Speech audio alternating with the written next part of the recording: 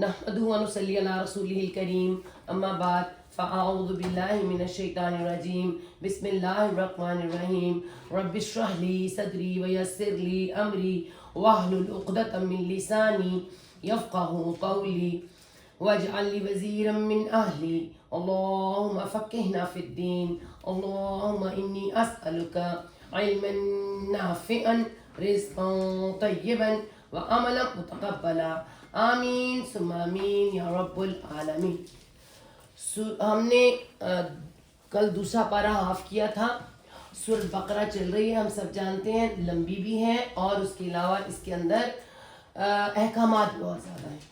تو جو سیکنڈ پارہ ہے اس کے جو ہم نے دیکھا تھا کہ اللہ تعالیٰ نے ہمیں امت مسلمہ بنایا، ہمارا قبلہ چینج کیا اور اس کے بعد ہمیں ایک آیت بر سکھائی ہے، آیتیں بر ہیں. پھر اس کے بعد ہمارے لیے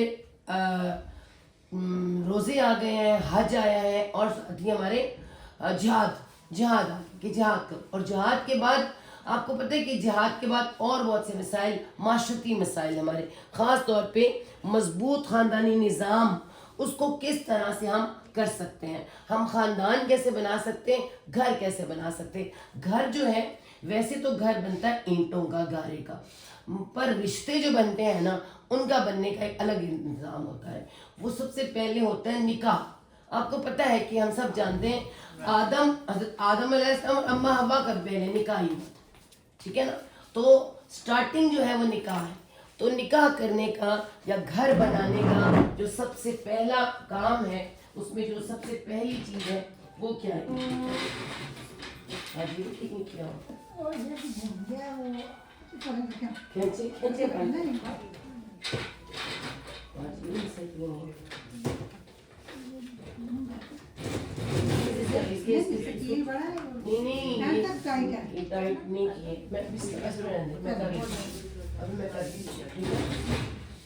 اچھا جی، مسئلہ یہ کہ سب سے پہلے ہمیں کیا بنانا ہے؟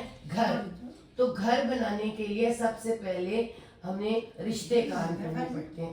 اور رشتہ قائم کرنے کے لیے سب سے پہلے ہم کیا کرتے ہیں؟ ہم اور آپ منگنی کرتے ہیں، جس کو ہم منگنی کہتے ہیں. جیسا تنگ ہے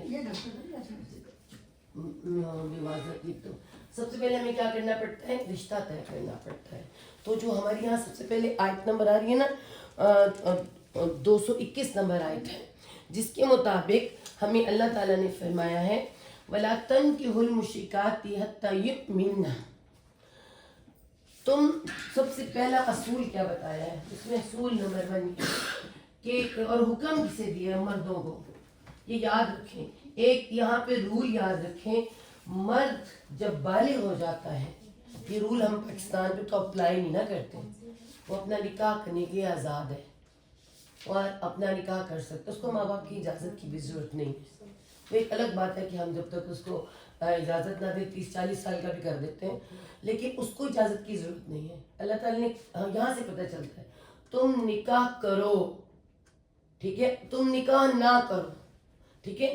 تم کیوں اور تن کیوں، دو جگہ آتا ہے، ٹھیک ہے. پہلے آتا ہے ولا تن کیوں، جب زبر آتی ہے تم نکاح کرو. تم کیوں، تم نکاح کراؤ، کیونکہ مرد ہی نکاح کرواتے ہیں، ٹھیک ہے. اللہ تعالیٰ نے فرمایا کہ تم نکاح نہ کرو. نکاح تو کرنا ہے اور جلدی کرنا ہے، نکاح کر کے اپنے ایمان کو بچائیں، ہم سب جانتے ہیں. مگر یہاں کہا ہے تم نکاح نہ کرو. کن سے نکاح نہ کرو؟ مشرکات سے، مشرکین سے یا مشرک عورتوں سے، ٹھیک ہے. تو مشرک عورتوں سے، مشرک عورتیں لکھ لیتے ہیں، مشرک عورتوں سے تم نکاح نہ کرو، مشرک عورتوں سے. کیونکہ آپ کو پتہ ہے کہ مدینہ کے اندر جو یہ بستی بن رہی تھی اور جو مسلمانوں کا ایک اپنی شریعت قائم کرنی تھی، تو سب کچھ وہاں پہ مشرک بھی تھے یا کافر بھی تھے. تو دنیا میں نا 2 لوگ ہوتے ہیں، یا کافر ہیں یا مومن ہیں، اور تیسرا لوگ ہوتا ہے مشرک کا، شرک کا. ہم نے آپ کو کہا تھا مدینہ میں کون تھے؟ مسلمان تھے اور کافر تھے اور منافق تھے. لیکن پوری دنیا کے اندر آپ کو کافر، مومن اور دوسرا مشرک ملتا ہے.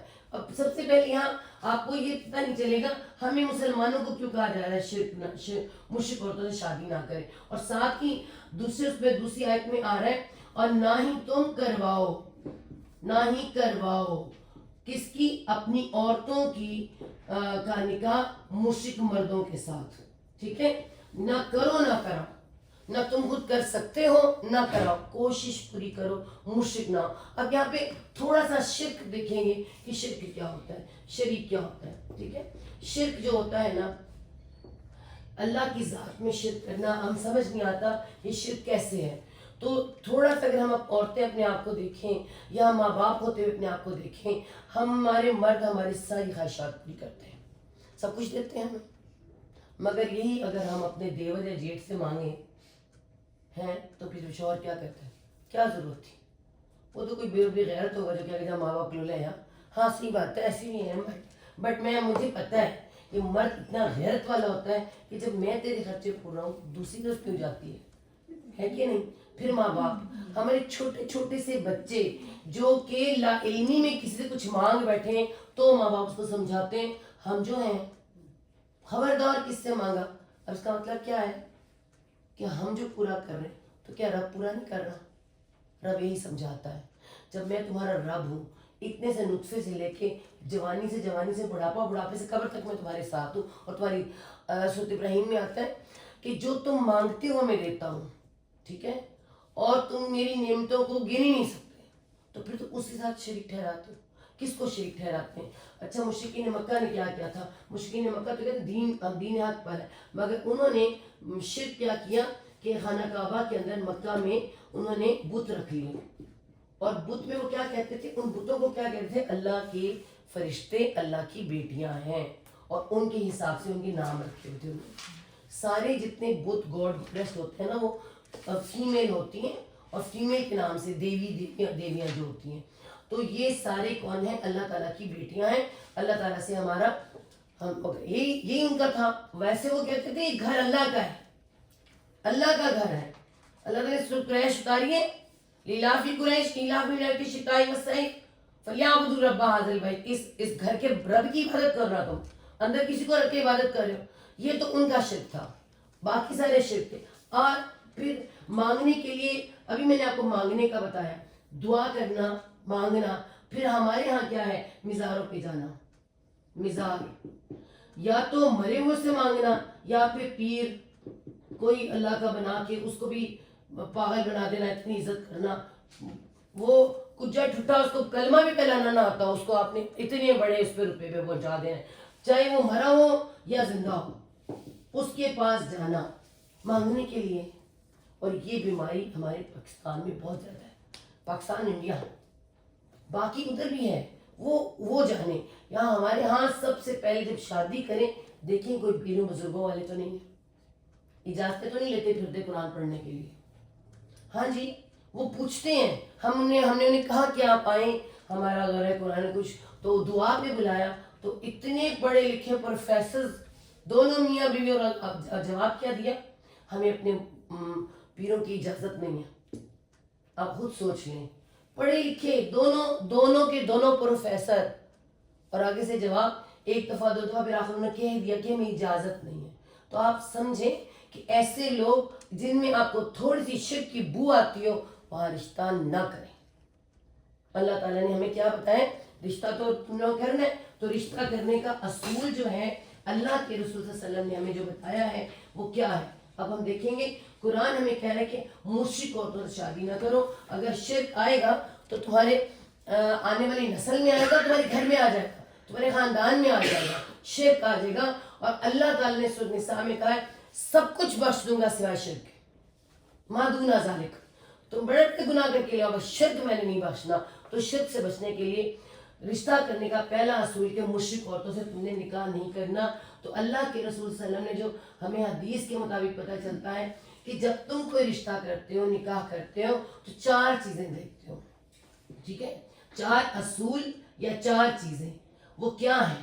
نمبر 1 تو پہلے آپ دیکھتے ہو، نمبر 1 حسب نسب.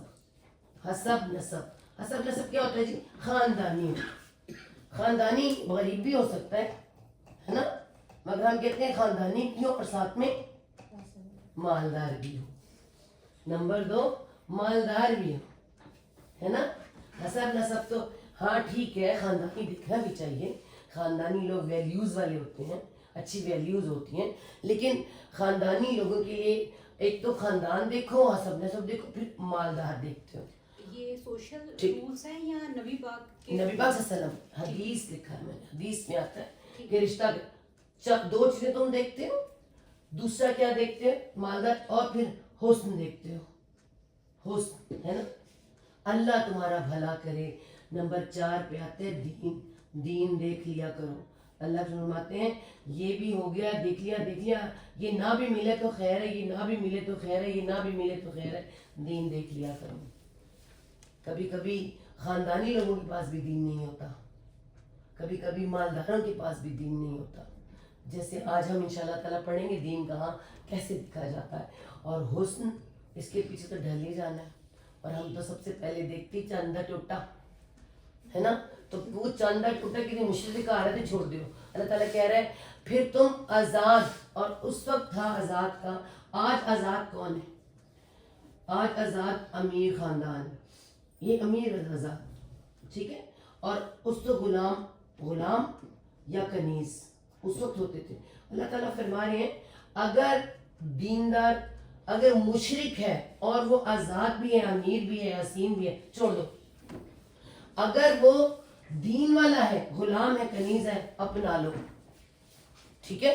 اس وقت غلام اور کنیز تھے. آج کون ہے بھئی؟ کوئی یتیم بچی ہوگی, کوئی یتیم بچہ ہوگا, ٹھیک ہے. مگر ہمارے یہاں جو تیسری چیز ہے نا, اسے خاص امپورٹنس دی گئی ہے کہ یہ اہم ہے, کوئی نہیں دیکھتا. کوئی دیکھتا ہے نہ, وہ تو بعد میں پتہ چلتا ہے ہو کہ رانی تو نماز نہیں بنتی, ساڑھا دماغ نماز نہیں پڑھتا, ان کی صورت ہی نہیں ہے قرآن ہے کہ نہیں. کوئی پوچھتا ہے کہ تو نے کیا پڑھا, کیا کیا, کیا نہیں کیا؟ کوئی نہیں پوچھتا.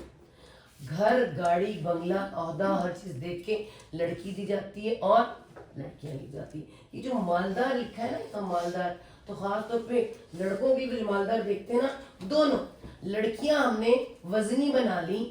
کیسے؟ مالدار دیکھ کے, جہیز دیکھ کے, ہے نا. اور لڑکے ہم نے دیکھنا یہ کہ مالدار کے پائیں پہ ادھر ہوئے, گاڑی باپ کی کھڑی ہے, گھر باپ کا کھڑا ہے, لڑکی دے دی, تو بعد میں پھر اماں ابا پہ برے بھی لگ رہے ہیں. سب کچھ ہے بھی ان کا, دیکھ کے بھی انہیں ہے, پھر برے بھی لگ رہے ہیں. اماں کو بھی برے لگ رہے ہیں تو بیٹی کو بھی برے لگ رہے ہیں. سوچنا چاہیے نا. پھر دو نہ خالی اس لڑکے کو جس نے بھی زندگی شروع کی ہے, شروع کرتے کرتے کب پہنچے گا. پر ہم دیکھتے نہیں ہیں, ہم کچھ بھی نہیں دیکھتے. یہ دیکھتے ہیں ابا نماز پڑھ رہا ہے, انہیں تو بڈھے ہو کے پڑھنی, لڑکا پڑھ رہا ہے, لڑکا کہیں دین میں ہے, اس کو حرام حلال کا پتہ ہے, کچھ نہیں. بعد میں ہم سر پیٹتے اے کیوں ہوا. اللہ تعالیٰ فرمانے کے پہلے اللہ تمہارا بھلا کرے, دین دیکھ لیا کرو. ورنہ یقین کرو ہمیں تو حق مہر کا پتہ نہیں کہ حق مہر کیا ہوتا ہے اور کتنا امپورٹنٹ ہوتا ہے. ہم نے کہا تیل مہندی مسٹ امپورٹنٹ, جنج برات مسٹ امپورٹنٹ, بڑا سا ہال بہت امپورٹنٹ, فوٹو شوٹ بہت امپورٹنٹ, سارا پیسہ لگا دو, حق مہر وہی اتنا پرانا 5,000, بہت بھی بہت آئے کتنا رکھ دو. یہ آپ کو پتہ ہے کہ حق مہر ہماری شادی ہے کیا ہے. سمپل شادی کو بات کی جائے نا تو یقین کریں حضرت عائشہ تعالیٰ عنہ, حضرت عائشہ تعالیٰ عنہ فرماتی ہیں کہ جس وقت میری شادی, ایک تو کم عمر, ہم سب جانتے ہیں, نکاح مکہ میں ہو گیا, رخصتی مدینہ میں آ کر ہوتی ہے. اور جس وقت رخصتی ہوتی ہے فرماتی ہیں کہ میری مدد آئی ہیں اور مجھے کہتی ہیں کہ پہلے تو ابوبکر نے جا کے خود فرمایا کہ اپنی زوجہ کو اپنے گھر لے آئیں, رخصت کروا لیں عائشہ کو. اب دیکھیں باپ کہتا ہے, مگر ہمیں دیکھنا ہے, بہت کچھ سیکھنا ہے. اللہ کے فرماتے ہیں کہ میں بھی اپنے پاس اتنا کچھ پاتا نہیں. کیوں؟ کیونکہ حق مہر کرنا پڑتا ہے, ولیمہ کرنا پڑتا ہے. یہ سب لڑکے والوں پہ وزن تھا, وہ سارا وزن اتار کے ہم نے لڑکی والوں پہ ڈال کے لڑکیاں پیدا نہ ہو ہمارے گھر, یہ ہم نے سوچا. اور اللہ فرماتے ہیں, حضرت ابوبکر فرماتے ہیں کہ یا رسول اللہ میں دیتا ہوں, میرے سے لے لیں آپ. تو لیا, مگر یہ نہیں کہ دینا نہیں, ادھار پہ مجھ سے ادھار لے لیں. اللہ نے ان سے لیا. اور حضرت عائشہ فرماتی ہیں کہ مجھے نہیں پتا, میں کھیل رہی تھی, میری مدر آئی, انہوں نے میرا منہ دھویا اور میں نے کہا کہاں چلنا ہے, چل تیری رخصتی ہے. اور مجھے انصاریہ خواتین ان کے گھر لے گئی ہیں, وہاں انہوں نے مجھے مہندی لگائی ہے, ذرا خوش ہوئی ہیں, مبارکیں دی ہیں, اور اس کے بعد وہیں پہ میں تیار ہوئی, وہیں سب نے وہ جو حق میں ولیمے کا کھانا کھایا ہے, اور ماشاء اللہ تم کے گھر آ گئی. یہ شادی پوری ہو گئی. کتنا آسان شادی, نکاح شادی کا ورڈ ہمارے عربوں میں ہے ہی نہیں. یہ شادی تو آئی ہے فارسیوں سے, پرشیا ورڈ ہے, ٹھیک ہے. نکاح, اور جتنے نکاح نبی پاک صلی اللہ علیہ وسلم کے ہوئے ہیں نا, جنگ کے بعد نکاح, غزوہ خیبر کے بعد نہیں, جنگ میں ہوتا ہے نکاح. ہمارے گھروں میں جنگ ہو رہی کہتے ہیں, ابھی تک ہمارے گھروں میں مسائل ابھی نہیں شادیاں ہو سکتی ہے نا, فوتگیوں کی نہیں ہو سکتی ہے نا, شادیاں نہیں ہو سکتی, میری نکاح نہیں ہو سکتے. اور جنگ کے بعد نکاح, جنگ کے دوران نکاح, عمرہ کے فوراً بعد نکاح, ہر کسی بھی طرح سے نکاح ہو جاتے تھے, ایسے نکاح ہو جاتے تھے. ہم نے تو نکاح کو رولا بنا لیا, سارا سارا سال ہمارے. تو سب سے پہلے تو نکاح آسان بنائے, اور سب سے پہلے نکاح کے لیے جو رشتہ کیا جاتا ہے, تو رشتے کا اصول میں کیا بتایا کہ سب سے پہلے کیا دیکھو, دین دیکھو, جو تمہارا حق مہر بھی دے, تمہیں طریقے سے رکھیں. ہمارے ہاں تو داڑھی والے کے ساتھ اور یہ نکاح والی کے ساتھ رشتہ نہیں نبھایا کیا جاتا, باتیں کی جاتی ہیں, ہے نا. اور اس کے والے داڑھی بھی جو رکھی ہے وہ داڑھی نہیں ہوتی ہے, ہم جانتے ہیں, خالی فیشن کی داڑھی رکھی ہوئی ہے, ویسے داڑھی نہیں ہوتی ہے. اور داڑھی والے برے نہیں ہوتے, دین والے ہوں, داڑھی بھی دین والے ہوں, انہیں عقل سمجھ ہو. تو یقین کریں جنہوں نے دین پڑھا ہونا, خاص طور پہ جن کو قرآن سمجھ آئی ہو نا, وہ کبھی بھی اللہ کے خلاف نہیں چل سکتے. تو کوشش کریں, سب سے پہلا اصول ہمیں اللہ تعالیٰ نے اس میں کیا بتایا ہے کہ تم کیا کرو کہ دین دیکھو, دین, اور مشرک عورتیں نہ لے کرو. اولئک یدعون الی النار, یہ وہ لوگ ہیں جو ہمیں آگ کی طرف بلاتے ہیں. اور تھوڑا تھوڑا تھوڑا کر کے ہر نسل میں آتا آتا بہت بڑھ جاتا ہے, ٹھیک ہے. اور اس کے بعد اللہ تعالیٰ شادی کے بعد جب رشتہ طے ہوتا ہے, ہم منگیاں شنگیاں کرتے ہیں. ویسے آپ کو میں بتا دوں, ہمارے عربوں میں نہ منگی نہ کچھ ہے, سمپل نکاح ہوتا ہے, ٹھیک ہے. اور نکاح کے لیے سب سے پہلے کیا ہوتا ہے, تاریخ رکھی جاتی ہے نا. ہمارے ہاں تاریخ کس کو دیکھ کے رکھتے ہیں, ہال کو دیکھ کے رکھتے ہیں. ہمارے بزرگ کیا کرتے تھے, ہمارے بزرگ کہتے تھے کہ ذرا بیٹی کی ماں سے پوچھو کہ ہم نے کون سی تاریخ رکھنی ہے. کیوں پوچھتے تھے, یسألونک عن المحیض, وہ پوچھتے ہیں حیض کے بارے میں. حیض ابھی آئے, حیض کی ہے, غور کریں آپ, قرآن کی ترتیب دیکھیں, وہ حیض کے بارے میں پوچھتے ہیں. حیض, حیض ہم سب جانتے ہیں حیض کیا ہے. ایک لڑکی جب ینگ ہوتی ہے, جو بلڈ آتا ہے اس کو کوئی عرب لوگ حیض کہتے ہیں, ہم لوگ ماہواری بھی کہتے ہیں, پیریڈس بھی کہتے ہیں, ٹھیک ہے. تو یہ حیض, یہ اللہ تعالیٰ پوچھتے ہیں وہ حیض کیا ہے, ان سے پوچھا جا رہا ہے کیونکہ معاشرہ بن رہا ہے. اور اس میں اگر میں تھوڑا سا آپ کے بتاؤں, کل ہم نے بات کی تھی, ہمیں اللہ نے کیا بنایا, امتاً وسطاً, وسط, وسط سے کہتے ہیں درمیانی امت. جو یہود تھے نا, انہوں نے کیا کیا ہوا تھا, اپنی عورتوں کو حیض کے اندر بالکل الگ کر دیتے, چاہے ماں بیٹی کوئی بھی, گندی ہوگی, ناپاک ہوگی, کھانا کس کے ہاتھ کا نہیں کھانا, کمرے میں بند. ہمارے یہاں بھی ہونے والا ہے آہستہ آہستہ, میں بتاتی ہوں کیسے ہوگا. اور اس کے بعد آئی یہود, عیسائی, اور عیسائیوں نے سب کچھ ختم کر دیا. انہوں نے میاں بیوی کا تعلق بھی اسی میں کر لیا. ایک ادھر کو چڑھ پڑے, ایک ادھر کو چڑھ پڑے. ارے تم لوگ درمیانی امت, وسط میں رہنا ہے, درمیان, ہر کام تمہارا درمیانہ ہوگا. تو جب پوچھا گیا, کون پوچھتا ہے بھائی, وہ صحابہ تھے جو پوچھتے تھے, ہم جیسے تھوڑی پوچھیں گے. پوچھتے تھے حیض کیا ہے, حیض میں کیا کیا کیا جائے, مطلب حیض کے بارے میں پوچھتے ہیں, ان الحیض. تو اللہ تعالیٰ کا جواب کیا ہے اس کے اندر قل, کہتے ہوا اذن, وہ کیا ہے, وہ اذن ہے. ازی کہتے ہیں, الف زا یا ازی, اذیت کا روپ ہے. اذیت, اذیت کیا چیز ہوتی ہے, جو کسی چیز کو کراہت کرے, تنگی کرے, مشکل کرے. تو کیا مشکل خالی بیماری کرتی ہے, گندگی بھی کرتی ہے. انسان کی فطرت صاف رہنا ہے. یہاں پہ اذن جو ہے نا, گندگی کے لیے آیا ہے. قرآن نے کہا ہے ان سے کہو کہ وہ گندگی ہے, اور ہم نے کہا بیماری ہے. ہماری ماں نے تو ہمیں یہی سکھایا تھا کہ بیماری نہیں ہے, پر ہم بری مائیں. ہم جو اب اس سے پہلی مائیں ہیں نا, اس نسل سے پہلی مائیں, انہوں نے کہا کہ نہیں, ہماری بیٹیوں کو ہوئے یہ تو بہت تکلیف دے والا ہے, ہماری ماں نے ہمارا خیال ہی نہیں رکھا نا, تو ہم نے تو ان کو کچھ نہیں کہنا. ہائے بیچارے کو ہو گیا، ہائے درد بھی، اور انہوں نے آج ہماری بیٹیاں سمجھتی ہیں بیماری ہے ہمیں. بھائی یہ بیماری نہیں ہے، گندگی ہے. وہ بھی کیوں ہے ہم بتاتے ہیں آپ کو. کتنی گندگی ہے، انہوں نے تو کتنی گندگی بنا لی، ہم لوگوں نے کتنی گندگی رکھی. اللہ تعالیٰ فرما رہے ہیں یہ گندگی ہے، بیماری نہیں ہے. آج ہماری بیٹیاں، ایک تو ان کی ہم نے اٹھان ایسی کی ہے، کھلایا پلایا ایسا ہے، اور کچھ ہم نے انہیں سمجھایا دیا کہ ان دنوں تم بیمار ہو، پڑی رہو گولیاں کھاتی رہو، اتنے دن تم نے اٹھنا کوئی نہیں.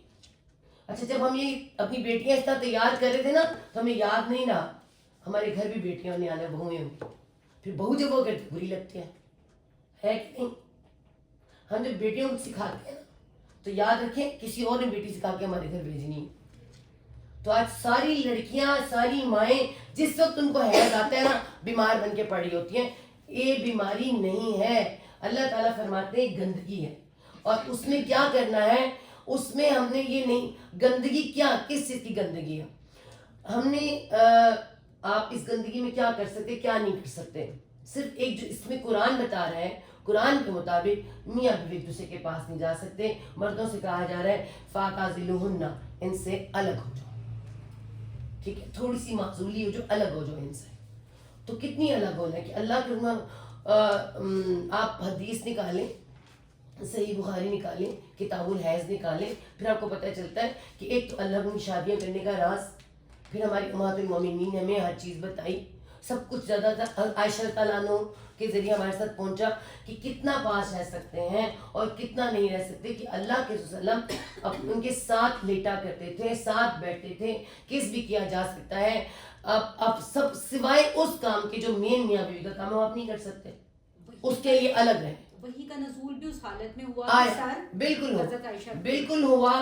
بلکہ انہوں نے خود فرمایا کہ آپ، یعنی ہم بہت سی انشاءاللہ دیکھیں گے، لیکن آپ یہ دیکھیں کہ اس میں، اس حیض میں کتنی گندگی ہے. پھر ہم کتنا نہاتے ہیں، کیا کرتے ہیں، کیا کیا ہم سمجھتے ہیں. ٹھیک ہے، وہ آپ کو بتاتے ہیں. یہاں اللہ تعالیٰ فرما رہے ہیں کہ وہ گندگی ہے، ان سے تھوڑا سا، وہ گندگی ہے، حیض گندگی ہے، اس سے تم ان عورتوں سے تھوڑا سا دور ہو جاؤ. ان دنوں تم ان سے اپنے میاں بیوی والے تعلقات نہ کرو. باقی پکائیں گی، کھائیں گی، سب کچھ کریں گی. وہ یہود والا کام نہ کرنا، کیونکہ یہودی پاس رہ رہے تھے نا، یہود ساتھ تھے، اور انہی کو دیکھ دیکھ کے پھر سوال آتے تھے کہ کیا کیا جائے حیض کے بارے میں.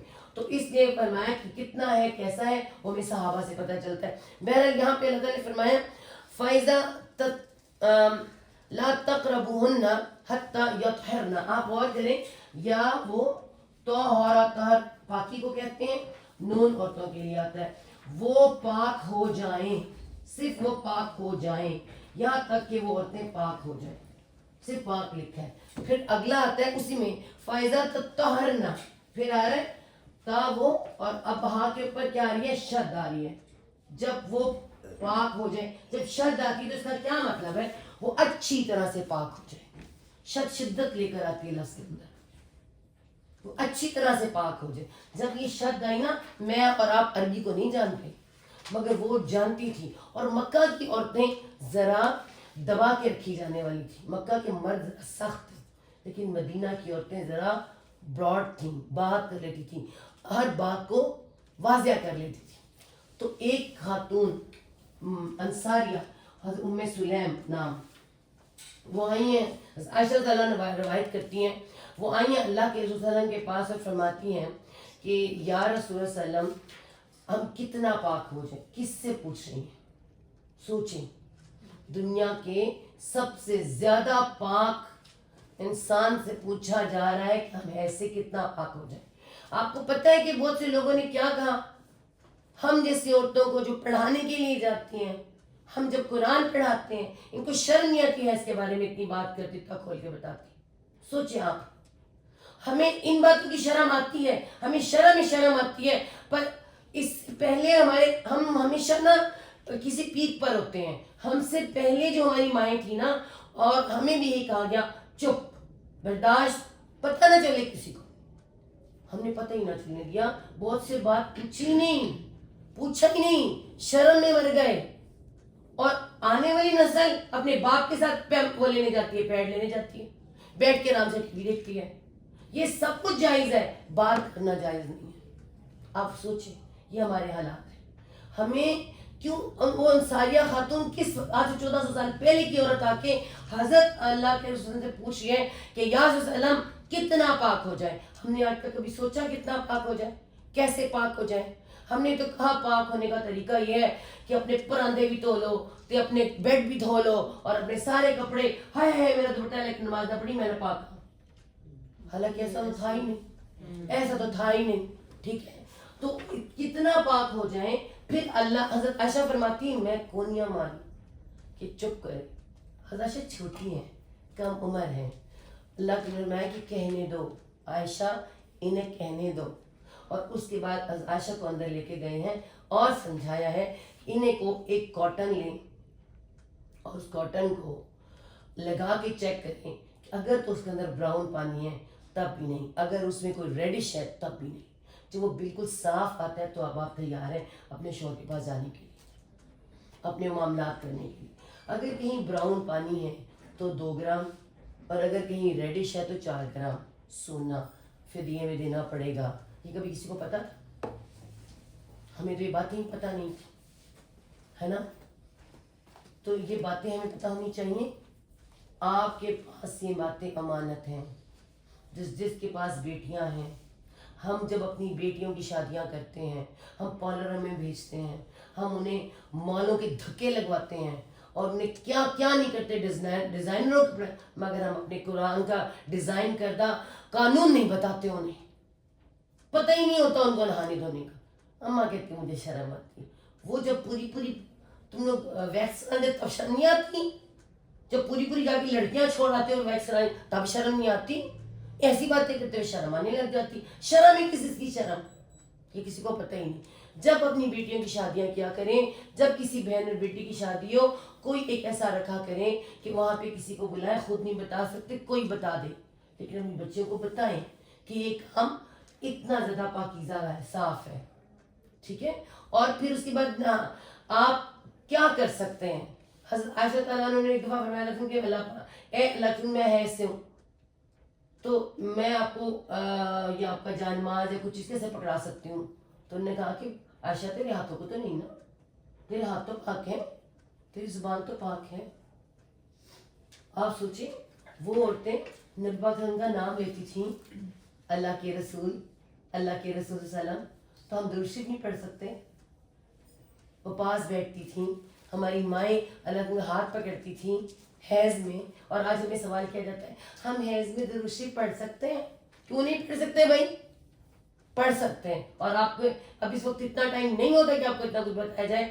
آپ اپنی تسبیحات کر سکتے ہیں, آپ صاف بھی رہ سکتے ہیں, ضروری نہیں اتنے دن گندا ہی رہا جائے. صاف رہیں, اپنی تسبیحات کرتے رہیں. ہاں صرف آپ نماز نہیں پڑھ سکتے. کیوں؟ ایک مسجد نہیں جا سکتے کیونکہ وہاں سجدہ ہوتا ہے, اور ایک نماز نہیں پڑھ سکتے. کیوں؟ کیونکہ اللہ پاک ہے اور ہم اس وقت ناپاک ہیں. گندگی ہے نا, تو گندگی ناپاکی ہے. لیکن بس سے گزر سکتے ہیں. ہاں بالکل گزر سکتے ہیں, لیکن یہ اس لیے بتایا جاتا ہے کہ ہم حج والا معاملہ ہوتا ہے تو اس لیے والا کو بتاتے ہیں. بہرحال کہ ہم نماز قضا نہیں پڑھیں گے, وہ جتنے دن ہوگی, اور اس کے بعد جو روزے ہیں وہ ہم قضا رکھیں گے. اگلے رمضان سے پہلے آپ نے وہ روزے قضا رکھنے. اب یہاں بات آتی ہے نہانے کی کہ کیسے پاک ہوا جائے, کتنا ہوا جائے. تو اس میں یہ میں ضروری باتیں اس لیے سب کو بتا دیتی ہوں. آج ہماری بہت سی بیٹیاں اس معاملات سے گزر رہی ہیں, ایسے سارے معاملات ان کے ساتھ ہیں. ٹھیک ہے. تو ان میں آپ کو میں بتا دوں کہ جو ہوتا ہے نا حیض کا وقت, ہم قرآن میں بھی دیکھیں آئے گا قروء کہتے ہیں, قروء مدت حیض. اور ہر وقت کو اپنی مدت حیض پتہ ہوتی ہے. ہر علاقے کی مدت حیض الگ ہوتی ہے, گرم علاقے کی الگ ہوتی ہے, سرد علاقے کی الگ ہوتی ہے. ٹھیک ہے. تو مدت حیض کتنی ہوتی ہے اس کے بارے میں آتا ہے کہ جو مدت حیض ہے نا, یہ کم سے کم 3 دن, 4 دن, 5 دن, 6 دن, 7 دن اینڈ 10. اگر 3 دن بعد آپ فارغ ہو گئے ہیں, ختم ہو گئے, تو آپ نہا سکتے ہیں. آپ چوتھے دن نہا سکتے. کہتے ہیں نہیں جی تا کا داد ہونا چاہیے, ہاں کہتے ہیں منگل آ گیا, بدھ آ گیا. غلط باتیں ہیں یہ ساری. آپ کسی دن بھی نہا سکتے ہیں. یہ ساری باتیں غلط ہیں. یہ صرف ہمارے اس خطے میں ہیں, ورنہ اور کہیں بھی نہیں ہے ایسی غلط. آپ چوتھے دن نہا سکتے ہیں, چوتھے دن فارغ ہو گئے, 5 دن, چھٹے دن 7 دن, 7 موسٹلی زیادہ تر 7 ہو. اگر کسی کو پرابلم ہو تو وہ 10, اگر 10 سے آگے 11 اینڈ 12 ڈیز سے بھی آگے چل رہے ہیں تو اس کے بعد اللہ نے کیا فرمایا, یہ جو خون آ رہا ہے وہ اب حیض والی جگہ سے نہیں آ رہا, وہ کسی اور طرف سے آ رہا ہے. تو اب آپ نماز پڑھیں, چھوڑ دیں اسے حیض کو لے کے. ہمارے ہاں تو 10-15 دن بعد پھر ہم تو ایسے ہیں, ہم تو ایسے ہیں. اگر وہ مستقل بھی آ رہے ہیں نا تو آپ کو اپنی لمٹ پتہ ہے کہ ہماری لمٹ کون سی ہے. لیکن پھر روز نہانا ہے آفٹر روزانہ نہیں, آپ میری بات سنیں, روزانہ نہانا نہیں. آپ نے ایک دفعہ نہا لیا, اس کے بعد آپ اپنا استنجا کریں, صاف کریں, ہر نماز اپنے آپ وضو کریں. آپ یہ سختی تو نہ لگا دیں کہ نہانا ہے, نہانا نہیں. آپ نے ایک دفعہ نہا لیا, پاکی لے لی, اس کے بعد آپ نے ہر وضو کے ساتھ ایک استنجا صاف کر کے اپنے آپ کو اور نیا وضو کر کے نماز کر لینی. اتنا تو ہم کر سکتے ہیں نا, اپنے رب کے لیے کر سکتے ہیں. تو یہ جو استحاضہ کے دن ہے اس میں ریلیشن شپ ہو سکتا ہے؟ میں یہی بتا رہی ہوں, سنیں. اس کے بعد آتی ہے خط نفاس, جو بچہ پیدا ہونے کے بعد ہوتا ہے. وہ اس کے 40 دن اس لیے رکھے ہوئے ہیں کہ اس میں عورت واپس اندر سے سب کچھ سیٹ ہو جاتی ہے. 40 ڈیز لگتے ہیں اس کو سیٹ ہونے میں, لیکن اس میں بھی 40 دن بلیڈنگ نہیں ہوتی ہے. اس میں بھی اگر 10 دن بلیڈنگ ہوئی ہے نا تو 11 دن نہا لیں, آپ اپنی نماز شروع کریں. اگر پھر 4-5 دن بعد پھر بلیڈنگ ہو گئی ہے تو نماز نہ پڑھیں. 40 دن آپ پھر نماز, اس میں یہ کہ آپ آن اینڈ آف اگر ہوتی بھی ہے نا تو اگر آپ نہائیں اور نماز پڑھیں 40 ڈیز کوئی بات نہیں, نہیں ہو رہی ہے کیونکہ اس میں ہوتا ہے کہ وہ گندا خون کبھی رک جاتا ہے, کبھی آنے لگ جاتا ہے. تو اس میں آپ جب آنے لگیں تو نماز نہ پڑھیں, اور نہیں آ رہا تو وضو اپنا نہائیں نماز پڑھیں. ٹھیک ہے, یہ ہم نے 40 دن ہی نماز نہیں پڑھنی, تو یہ غلط ہے, یہ غلط ہے. اس کے بعد اگلی بات میں آپ کو بتاؤں کہ جو میں اگلی بات آپ کو بتانے جا رہی ہوں وہ یہ ہے کہ اب ہماری بیٹیاں جب بچے پیدا ہوتے ہیں اور فیڈ کراتی ہیں, موسٹلی پی سی ڈی او کیا ہے جی, مجھے تو پی سی ڈی او کا بھی پتہ نہیں چلتا. وہ جو لڑکیاں ہیں ان کو بھی ہے, کنواری بیٹیوں کو بھی ہے, اور شادی شدہ لڑکیاں. میرے پاس اتنے سوال آتے ہیں, اور خود ہم اپنی بہو بیٹیوں کو دیکھ رہے ہیں کہ وہ آن اینڈ آف سارا وقت ان کو بلیڈنگ چلتی رہتی ہے, رکتی ہی نہیں ہے. کچھ ہماری خوراکیں ایسی ہیں, کچھ پتہ نہیں کیا ہم کاٹ پاٹ دیتے ہیں, کیا حالات ہیں. بہرحال ان کے ساتھ ہی معاملے چل رہے ہیں. جب تک تو ان کو پتہ ہے ہمارے حیض کے دن ہیں, انہیں خود پتہ ہے کہ حیض کی مدت کیا, حیض کے دن کیا ہے, ان دنوں میں تو نہ وہ نماز پڑھیں گی نہ وہ شوہر کے ساتھ اپنے تعلقات کریں گی. لیکن جب انہیں پتہ ہے کہ ہمارے حیض کے دن گزر گیا, ہر ایک کو پتہ ہوتا ہے میرے حیض کے دن کون سے, اور اس کے بعد اس کے اندر آن اینڈ آف ہو رہا ہے, تو اس میں پھر میں نے آپ کو بتا دیا کہ اس میں وہ نماز بھی پڑھیں گی, شوہر کے ساتھ تعلق بھی رکھیں گی. یہ نہیں ہو سکتا شوہر کے ساتھ. میں نے بہت سی ایسے رشتے خراب ہوتے دیکھے ہیں کہ وہ انہوں نے بلا وجہ اپنے شوہروں کو روکا ہوا ہے, اور شوہر اور میاں بیوی کے آپس میں تعلقات خراب ہو رہے ہیں. ٹھیک ہے, علاج کرائیں, ہوتا ہے تو ٹھیک, نہیں تو موسٹلی میں نے یہ دیکھا ہے کہ جب تک تو بچہ دودھ پیتا ہے وہ بلیڈنگ اور اس کے بعد رک بھی جاتی ہے. ٹھیک ہے, تو یہ معاملات ہوتے رہتے ہیں. کتاب الحج میں بھی ہے, کتاب الحیض میں بھی آپ دیکھ لیں, بہت سے معاملات میں ملتے ہیں کہ حیض کا خون کہیں اور کسی اور رگ سے آتا ہے, باقی خون کسی اور رگ سے آتا ہے. وہ حیض والا خون ان دنوں آتا ہے جن دنوں آپ حیض کے ڈیز ہیں, تو کم سے کم 3 زیادہ 10 دن, 10 دن کے بعد آئے تو سب سمجھ جائیں یہ حیض کا خون نہیں ہے. ٹھیک ہے, تو یہ حیض کے بارے میں. اب اس کے نہانے کے بارے میں تھوڑا سا ہم اچھی طرح سے پاک ہونا ہے. تو ہم سب جانتے ہیں کہ ہمارے ہاں تو کپڑوں پہ چیزوں پہ زور ہوتا ہے, یہ ہمیں کسی نے بتایا ہی نہیں کہ پانی کا حلق میں بھی جانا ہوتا ہے. غسل حیض غسل جنابت دونوں ہی ایک طرح کے ہوتے ہیں, بس وہ تھوڑا سا فرق ہے. آپ کو اتنا بڑا میں فرق یہاں نہیں بتا سکتی, بہر اتنی بات ہے کہ اپنا استنجا کریں صاف ستھرا ہو کے, اور کلی جب کریں تو حلق تک پانی لے جائیں, ذرا غرارے کریں, سمجھے میرا گلا خراب ہے, غرارے کرنے. اور وہ بھی نہیں کر سکتے تو 2 گھنٹ پانی پی لیں, اندر تک پانی لے جائیں, یہاں تک پانی چلا جائے, اس طرح ناک میں پانی دیتے ہیں. اس کے بعد آپ نہا لیں, آپ شاور کے نیچے پانی نہا لیں. آپ جیسے کہ سارے باڈی پر پانی پھرنا چاہیے اچھی طرح سے, کانوں کے یہ اور نوز پہ ہلا کے پانی گزار دیں, یا آپ پاک ہو گئی بس. اور اس کے بعد پھر کہتے ہیں کہ اب ہم ننگے تھے, اب ہم وضو کریں دوبارہ, اب ہم یہ کریں. یہ ساری باتیں فضول ہیں, یہ بالکل اس طرح کے سوال نہ کیا کریں, تھوڑا سا سینسیبل ہوا کریں. جب ایک دفعہ وضو کر لی ہے تو آپ نے کپڑے پہنے تو آپ کا وضو وہیں چلے گا. ٹھیک ہے, آپ نماز کے لیے بھی تیار, شوہر کے پاس تیار. ایک اور بات بتانی ہے, ہم عورتیں یہ سوچتی ہیں نہانا تو ہے نا, تو شوہر کے پاس جا کے نہا کے پھر ایک ہی دفعہ نہا لیں گے, حیض ختم ہے نا, کیا کہا ہے اچھی طرح سے پاک ہو جائیں. تو پہلے نہائیں پھر شوہر کے پاس جائیں. یہ غلطیاں ہم لوگوں نے کی, آپ لوگ نہ کریں. صحیح بات ہے, جو نادانی میں ہوئی تو آپ نہ کریں, ہم نے یہ غلطیاں نہیں کرنی. اچھی طرح سے نہا دھو کے, اللہ نے یہاں بتا دیا ہے کہ اچھی طرح سے پاک صاف ہو کے ان کے پاس آئیں. اللہ یحب المتطہرین, اللہ پسند کرتا ہے بہت پاک رہنے والوں کو, والتوابین, اور پسند کرتا ہے توبہ کرنے والوں کو. ہم سے غلطیاں ہو گئیں, ہم توبہ کرتے ہیں اور اللہ ہم پاک رہنے کا وعدہ کرتے ہیں اور کوشش کرتے ہیں کہ جو ہم سے غلطیاں ہوئیں آنے والی نسل نہ کرے. تو جو بھی بات آپ سنیں, اللہ کے نے کیا فرمایا تھا حج آخری حج کے موقع پر, جو یہ میری بات سنے آگے تک پہنچائیں, سرسبز و شاداب رہے, جو مجھ سے سنے آگے پہنچائے. تو یہ آپ سب کی ذمہ داری ہے, اپنی بیٹیوں کو بتایا کریں, شرمایا نہ کریں. ٹھیک ہے جی. اچھا, اس کے بعد اللہ تعالیٰ نے فرمایا ہے یہیں پر کہ آگے آتی ہے قسم. آیت نمبر 223 میں اللہ تعالیٰ نے کہا بیویاں تمہاری کھیت ہیں. اچھا, بیویوں کو بھی کھیت کہا ہے نا اللہ تعالیٰ نے, پارک نہیں کہا. غور کیا, کھیت میں خالی کسان جاتا ہے, پارک میں تو ساری دنیا جاتی ہے, گن مچا کے آ جاتی ہے.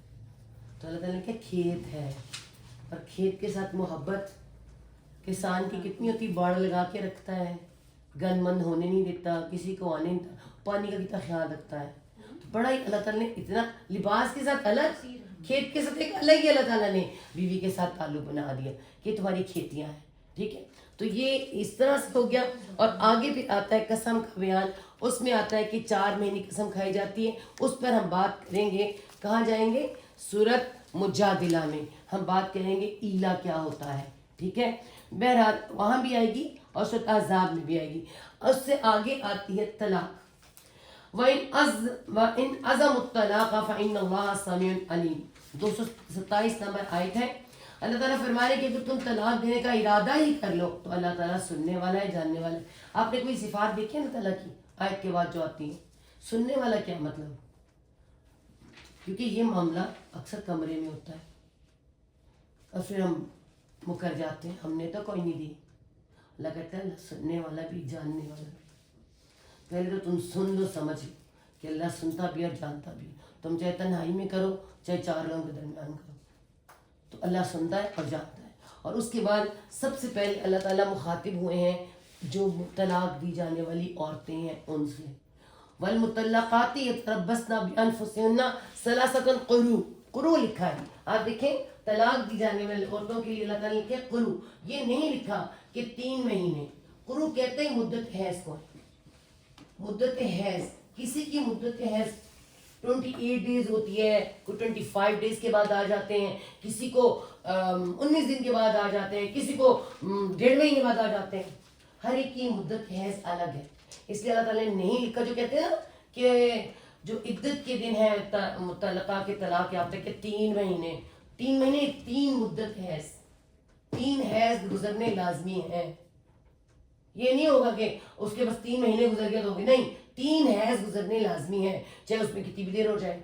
ٹھیک ہے, تو یہاں اللہ تعالیٰ نے عورتوں کو مخاطب کر کے کہا ہے کہ جب تمہاری طلاق دی جانے کے بعد, اگر طلاق کا تو ایک لمبا آگے جا کے بتائیں گے, جب تمہیں طلاق دی جاتی ہے اور تم 3 حیض انتظار میں رکھو اپنے آپ کو, اور اگر تمہیں حمل ظاہر ہو جائے, پریگنسی, تو تمہیں چھپانا نہیں ہے. کس سے نہیں چھپانا؟ شوہر سے نہیں چھپانا. ہم عورتیں جذباتی ہوتی ہیں, کہتی ہیں ہاں میرا بچہ, ابھی وہ انا منا سر پیٹ میں آتا ہے, ہاں میرا بچہ. پھر تم بتائیں آیا کہاں سے, آیا کہاں سے. اتنی ماں جذباتی ہو جاتی ہے کہ مجھے وہ بچے نہ لے لیں, پتہ نہیں وہ پیدا ہوتا ہے کہ نہیں ہوتا, پہلے مر جاتا ہے, کیا ہوتا ہے, کیا مسائل ہوتی ہے. پر اس کے لیے چھپانا, اور اس سے چھپانا جس کی اولاد ہے, اور اس کے بعد محرم نہ محرم کے مسائل, اور اس کے بعد وراثت کے مسائل.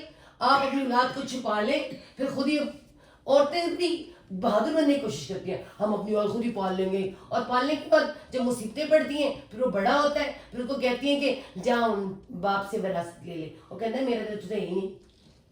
پڑے گی نا مشکل, بہت مشکل پڑ جاتی ہے. اس لیے اللہ تعالیٰ کی ایک حکم میں کئی حکمتیں ہوتی ہیں. تو اللہ تعالیٰ نے کیا فرمایا کہ تم عورتوں کو پہلے کہا ہے اگر تمہیں طلاق دی جاتی ہے 3 مہینوں کے دوران, اگر تمہیں حیض ظاہر ہو جاتا ہے تو تم پر سب سے پہلا حق تمہارے شوہر کا ہے. ہو سکتا ہے کہ وہ تمہیں واپس لوٹا لے, کیونکہ اللہ تعالیٰ چاہتا نہیں کہ گھر برباد ہو.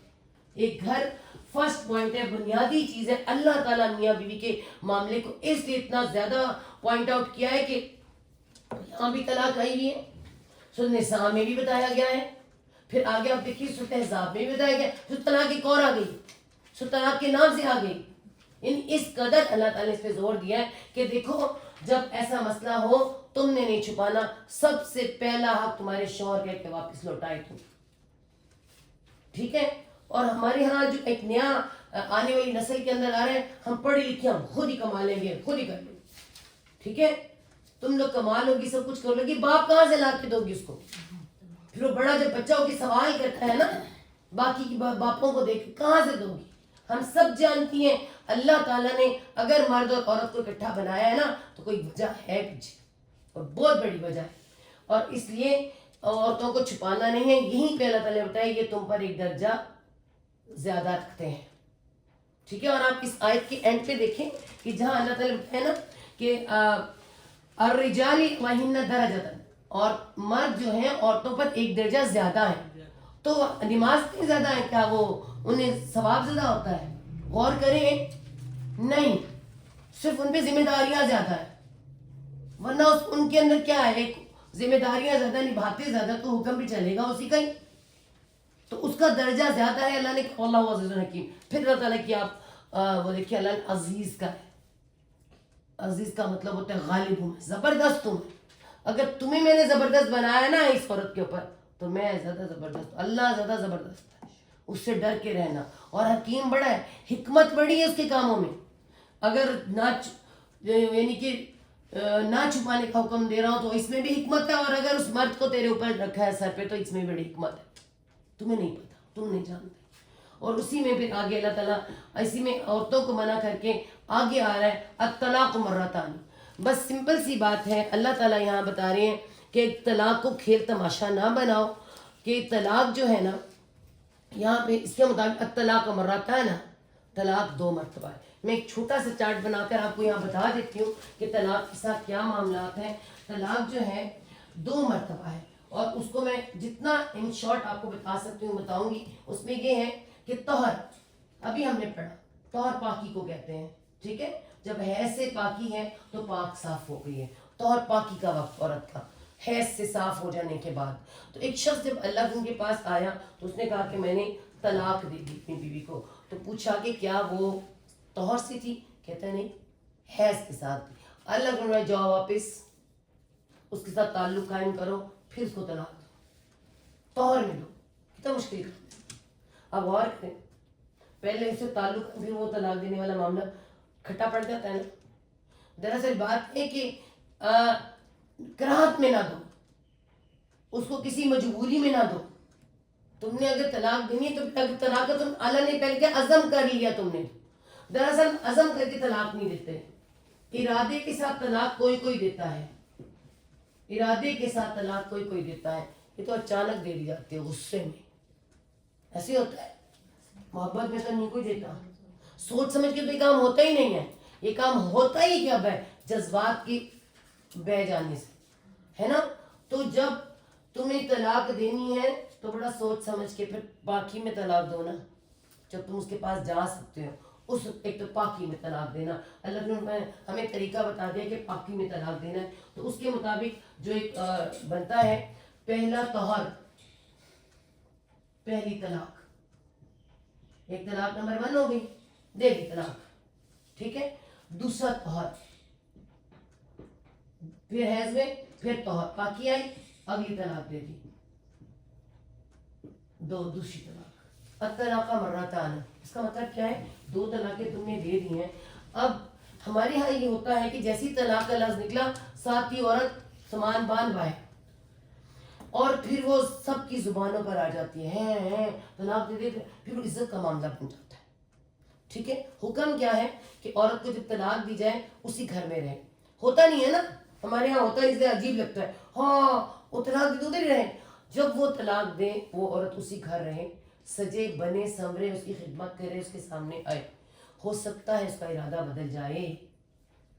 ٹھیک ہے, عورت کو بھی یہ کہا گیا ہے, سمجھایا گیا ہے, کیونکہ دیکھیں ہم عزتیں بعد میں رونا ہوتا ہے, بعد میں پچھتاوے بعد میں ہوتے ہیں, اس وقت غصہ ہوتا ہے. اللہ تعالیٰ سے فرماتے ہیں ہو سکتا ہے مہینے میں اس کا غصہ اتر جائے, تمہارا بھی اتر جائے.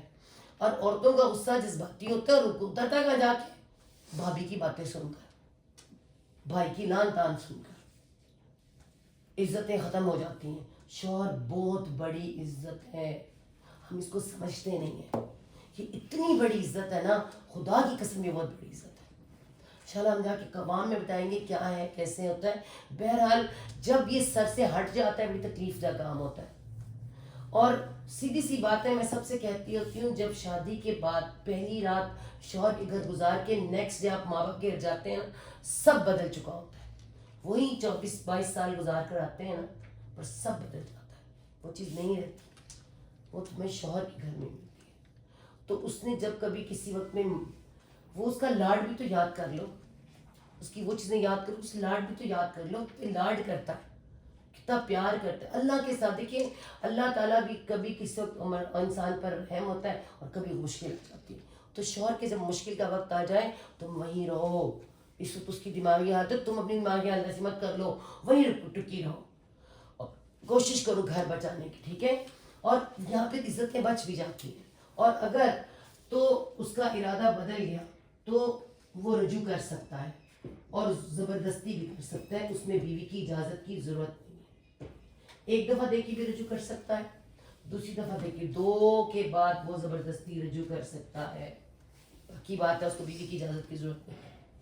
ٹھیک ہے, وہ کام ہے وہ کر سکتا ہے. اب آ جاتی ہے تیسری طلاق کی بات. ٹھیک ہے, تیسرا طہر, تیسری طلاق, اس کو کہتے ہیں, جو اوپر ہے نا اس کو کہتے ہیں طلاق رجعی, پلٹا لینے والی طلاق. ٹھیک ہے, اگلی آتی ہے طلاق تیسری. اب یہ طلاق بائن ہے. ٹھیک ہے, طلاق مغلظ بھی کہتے ہیں, اسے بائن بھی کہتے ہیں. اب عورت گھر نہیں رکے گی, اب عورت اپنے ماں باپ کے گھر چلی جائے گی. 2 اس کو دے چکی, یعنی 2 دور گزر گئے, یعنی 2 مہینے گزر گئے. اب تیسرے میں اگر اس نے دی ہے تو پھر واپس چلی جائے, گھر چلی جائے گی. اب عورت کی مرضی ہے, اب عورت کی مرضی, اگر وہ بلانا چاہتا ہے تو وہ جائے گی, اگر وہ کہے گی نہیں میں نے تیرے ساتھ رہنا تو نہیں رہے گی. یہاں نہیں تھی مرضی, الطلاق مرتان میں مرضی نہیں تھی, یہاں مرضی دی اللہ نے. اللہ نے عورت کی عزت کی ہے, کبھی غور کریں. اگر یہاں پہ کہا ہے نا تھوڑا جھک کے رہے, تو یہاں اللہ نے عزت دے دی ہے. اب تیسری میں, تیسری طلاق کے بعد اگر وہ آتا ہے نا کہ مجھے تجھ سے کرنا ہے, تو اللہ تعالیٰ نے باقاعدہ یہاں آیت نازل کی ہے, میں آپ کو پڑھ کے سنا دیتی ہوں. کہ اگر وہ اپنی بیوی کی طرف آتا ہے کہ میں کروں اپنی زوج سے, اگر وہ کرنا چاہے اور بیوی بھی چاہے, وہ دونوں راضی ہوں. مقل بن یسار کا پورا واقعہ آتا ہے, آپ چاہے نکالیں کھولیں. مقل بن یسار ایک صحابی تھے, وہ کہتے ہیں آیت ہی میرے لیے اتری ہے کہ میری بہن اس طرح آ گئی تھی میرے گھر, اور بہن بھی چاہتی تھی کہ میں اسی شوہر کے پاس جاؤں, اور تیسری طلاق دے چکا تھا, اور وہ بھی یہی چاہتا تھا. اور وہ جب میرے پاس آئے, میں نے تو اتنی عزت دی, تو نے میری بہن کے ساتھ یہ کہ جا, میں نے تجھے نکاح نہیں کرتا. کہ مرد نے کرنا ہے نا, ولی نے کرنا ہے نا, تو وہ آیت اتری. چلی جائے ہوتی 3 طلاقوں کے بعد. رکیں سنیں, جب وہ لینے آئے تو پھر دوبارہ نکاح ہوگا, اور حق مہر ہوگا, اور ولیمہ ہوگا, بے عزتی ہوگی چنگی پلی, سارے 4 لوگوں کو پتہ چلے عورت کی عزت, تیری بے عزتی ہے کہ نہیں. ہم عورتوں کو اللہ تعالیٰ نے اور پھر بھی ایک حق دیا ہے, نہیں جانا شوہر کے ساتھ انکار کر دو, میں نہیں جانا, کر لو کتنی ہو چکے شادی, کر سکتی ہو, تمہارا ہے کرو, جاؤ جان دے چاہتا شادی کرو, ہم آزاد ہو گئے. ٹھیک ہے, ایسا دوبارہ نکاح جس طرح چاہے عورت یہ کرے, جہاں یہ عورت کی مرضی ہے. تو حلالہ وغیرہ بس آپ بھی سنیں, میں بتانے لگی, سنیں. اس کے بعد وہ عورت کہتی ہے میں نہیں کر رہی تیرا شادی, غصہ ہے نا. اب وہ اس کے ماں باپ نے اس کی کسی اور جگہ شادی کر دی اس کی, اور بائی چانس اس کا شوہر فوت ہو جاتا ہے, مر جاتا ہے, بیوہ ہو جاتی ہے, یا اللہ نہ کرے نہیں طلاق ہو جاتی, تب یہ شوہر دوبارہ اس سے شادی کر سکتا ہے. اس کو کہتے ہیں حلالہ, اللہ کی طرف سے حلالہ. اسے کہتے ہیں اللہ کی طرف سے حلال, اب دوبارہ حلال ہو گئی ہے, اب وہ کر سکتی ہے. تو اور شوہر نہ مرے تو پھر کیا کر سکتی تو ہے؟ نہ مرے, اس کے ساتھ نہیں, وہ اگر پھر عورت کی مرضی ہوگی میں بتانے لگی, سنیں. یہی وہ, اب میں آپ کو حلالہ کے بارے میں بتاتی ہوں, آپ لوگ باتیں نہیں کریں, میں آپ کو بھی سمجھاتی ہوں. سنیں, ابھی میں نے آپ کو بتایا کہ اللہ تعالیٰ نے بتایا کہ اللہ کے پلان کے مطابق کس طرح حلال ہو جاتی ہے. یہ 2 کے بعد نکاح ہو سکتا ہے, تیسرے کے بعد تیسرے کے بعد ہے. آپ ذرا ڈاکٹر سارا مت کا بھی, ڈاکٹر ذاکر نائک کا, نیٹ پہ آج آسان ہے, کہیں جانا نہیں پڑے گا, نکالیں نیٹ پہ پڑھیں, سنیں, آپ کو خود ہی سمجھ آ جائے گی. ابھی سنیں, حلالہ جو میں نے آپ کو بتایا ہے نا, اس کو حلالہ کہتے ہیں. حلال ہو جاتی ہے عورت جب اس کا شوہر مر جائے یا طلاق دے دے بائی چانس اللہ کی طرف سے. تو پھر تو اگر شوہر کو پتا چلا اچھا میری بیوی دوبارہ فری ہو گئی ہے تو چل اب میں دوبارہ لے آؤں, تو یہ ہو گیا, اس کو کہتے ہیں حلالہ. لیکن وہ جو بائی پلان حلالہ کیا جاتا ہے نا, کہ اب میں پچھتا رہا ہوں, اب تو ذرا اس سے شادی کر لے اور پھر وہ تجھے طلاق دے, اس سے اللہ کے انہوں نے فرمایا کرائے کا سانڈ حرام ہے. کرائے کا سانڈ اور حرام. اور کیا فرمایا ہے اللہ اور اس کے رسول صلی اللہ علیہ وسلم کی لعنت کرنے والے پہ, کروانے والے پہ, جو بھی اس کے اندر موجود ہے. اور یہ غلط ہے. آپ کو میں نے بتا دیا حلالہ کیا ہے. عورت اپنی مرضی سے, اپنے ماں باپ کی مرضی سے, تھرڈ ٹائم یعنی 3 طلاق کے بعد اس کی مرضی یا مرضی شادی کر سکتی ہے. وہ آزاد ہو چکی ہے, کر لے شادی. ہو سکتا ہے اپنے شوہر سے بھی کرنا چاہتی ہے, مطلب نکاح ہوگا نا دوسرا نکاح, تجدید نکاح, تجدید حکمت, تجدید ولیمہ, سب کچھ ہوگا. لیکن وہ کہتی ہے میں نے نہیں کرنا, میں نے کسی اور سے کر لینا ہے. تو اس کے بعد وہ جو مر جائے کچھ پھر وہ حلالہ ہو سکتا ہے. لیکن ہم جو پلانڈ حلالہ کرتے ہیں نا, یہ سختی سمن ہے. ٹھیک ہے, سمجھ آ گیا آپ لوگوں کو. اس کے بعد آتا ہے خلا. ٹھیک ہے جی. اور اس کے بعد اس میں یہ بھی خلا بھی آتا ہے, وہ بھی بتاتے ہیں آپ کو. اور اس کے علاوہ پھر خرچہ پانی بھی اس کے علاوہ کیا ہوتا ہے کیا نہیں, وہ میں آپ کو بتاتی ہوں. اس میں کیا ہے, اس میں خلا آتی ہے. خلا کیا ہوتی ہے, جب عورت کہتی ہے کہ مجھے تیرے ساتھ نہیں رہنا. ٹھیک ہے, اول تو عورتوں کو سختی سے منع ہے اس طرح کہنا جب تک کہ کوئی ویلڈ وجہ نہ ہو. ٹھیک ہے, کوئی ٹھوس وجہ نہ ہو. اس میں وجہ ہو سکتی ہے کہ وہ اس کے خواہشات پوری نہیں کر رہا کسی بھی طرح کی, اور وہ خاص خواہشات آپ لے لیں کہ اس کی بنیادی خواہشات جو اللہ نے کی اس کی پوری نہیں کر رہا, یا وہ شرابی ہے, یا وہ زانی ہے, بہت بری طرح سے عورتوں کو گھر لاتا ہے, اس طرح کی حرکتیں کرتا ہے. اس کے ظاہر ہے اس کے نیٹ رزلٹ آپ بعد میں اچھے نہیں نہ اس پہ پڑھیں گے, نہ اس کی اولاد پہ پڑھیں گے. ٹھیک ہے, تو عورت حق ہے کہ وہ کہہ سکتی کہ مجھے نہیں رہنا اس کے ساتھ. کسی قسم کا کوئی اس کے اندر ایسا کوئی ایسڈ ہے کہ وہ نہیں رہ سکتی. بہرحال اگر وہ نہیں رہ سکتی تو وہ خلا لے گی, اور جو خلا لے گی تو اسے حق مہر واپس کرنا پڑے گا. حق مہر واپس کرے گی, تحفے واپس کرے گی اس کے دیے سارے, پورا حق مہر یا آدھا.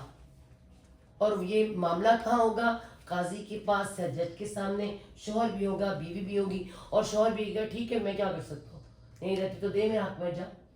تو یہ بھی طلاق کا ایک طریقہ, یہ بھی طلاق ہوتی ہے. ٹھیک ہے, اور اس کے بعد خلا کے بعد زیادہ تر جو ہے عدت نہیں ہوتی ہے, کیونکہ عورت پہلے ہی نہیں مان رہی, تو انہیں پہلے ہی برا لگ رہا تھا, اس نے کیا معاملات, وہ خیر انشاءاللہ بعد میں دیکھتے ہیں. اس کے بعد اس کے درمیان میں ہی آتا ہے تمام مائیں بچوں کو دودھ پلائیں.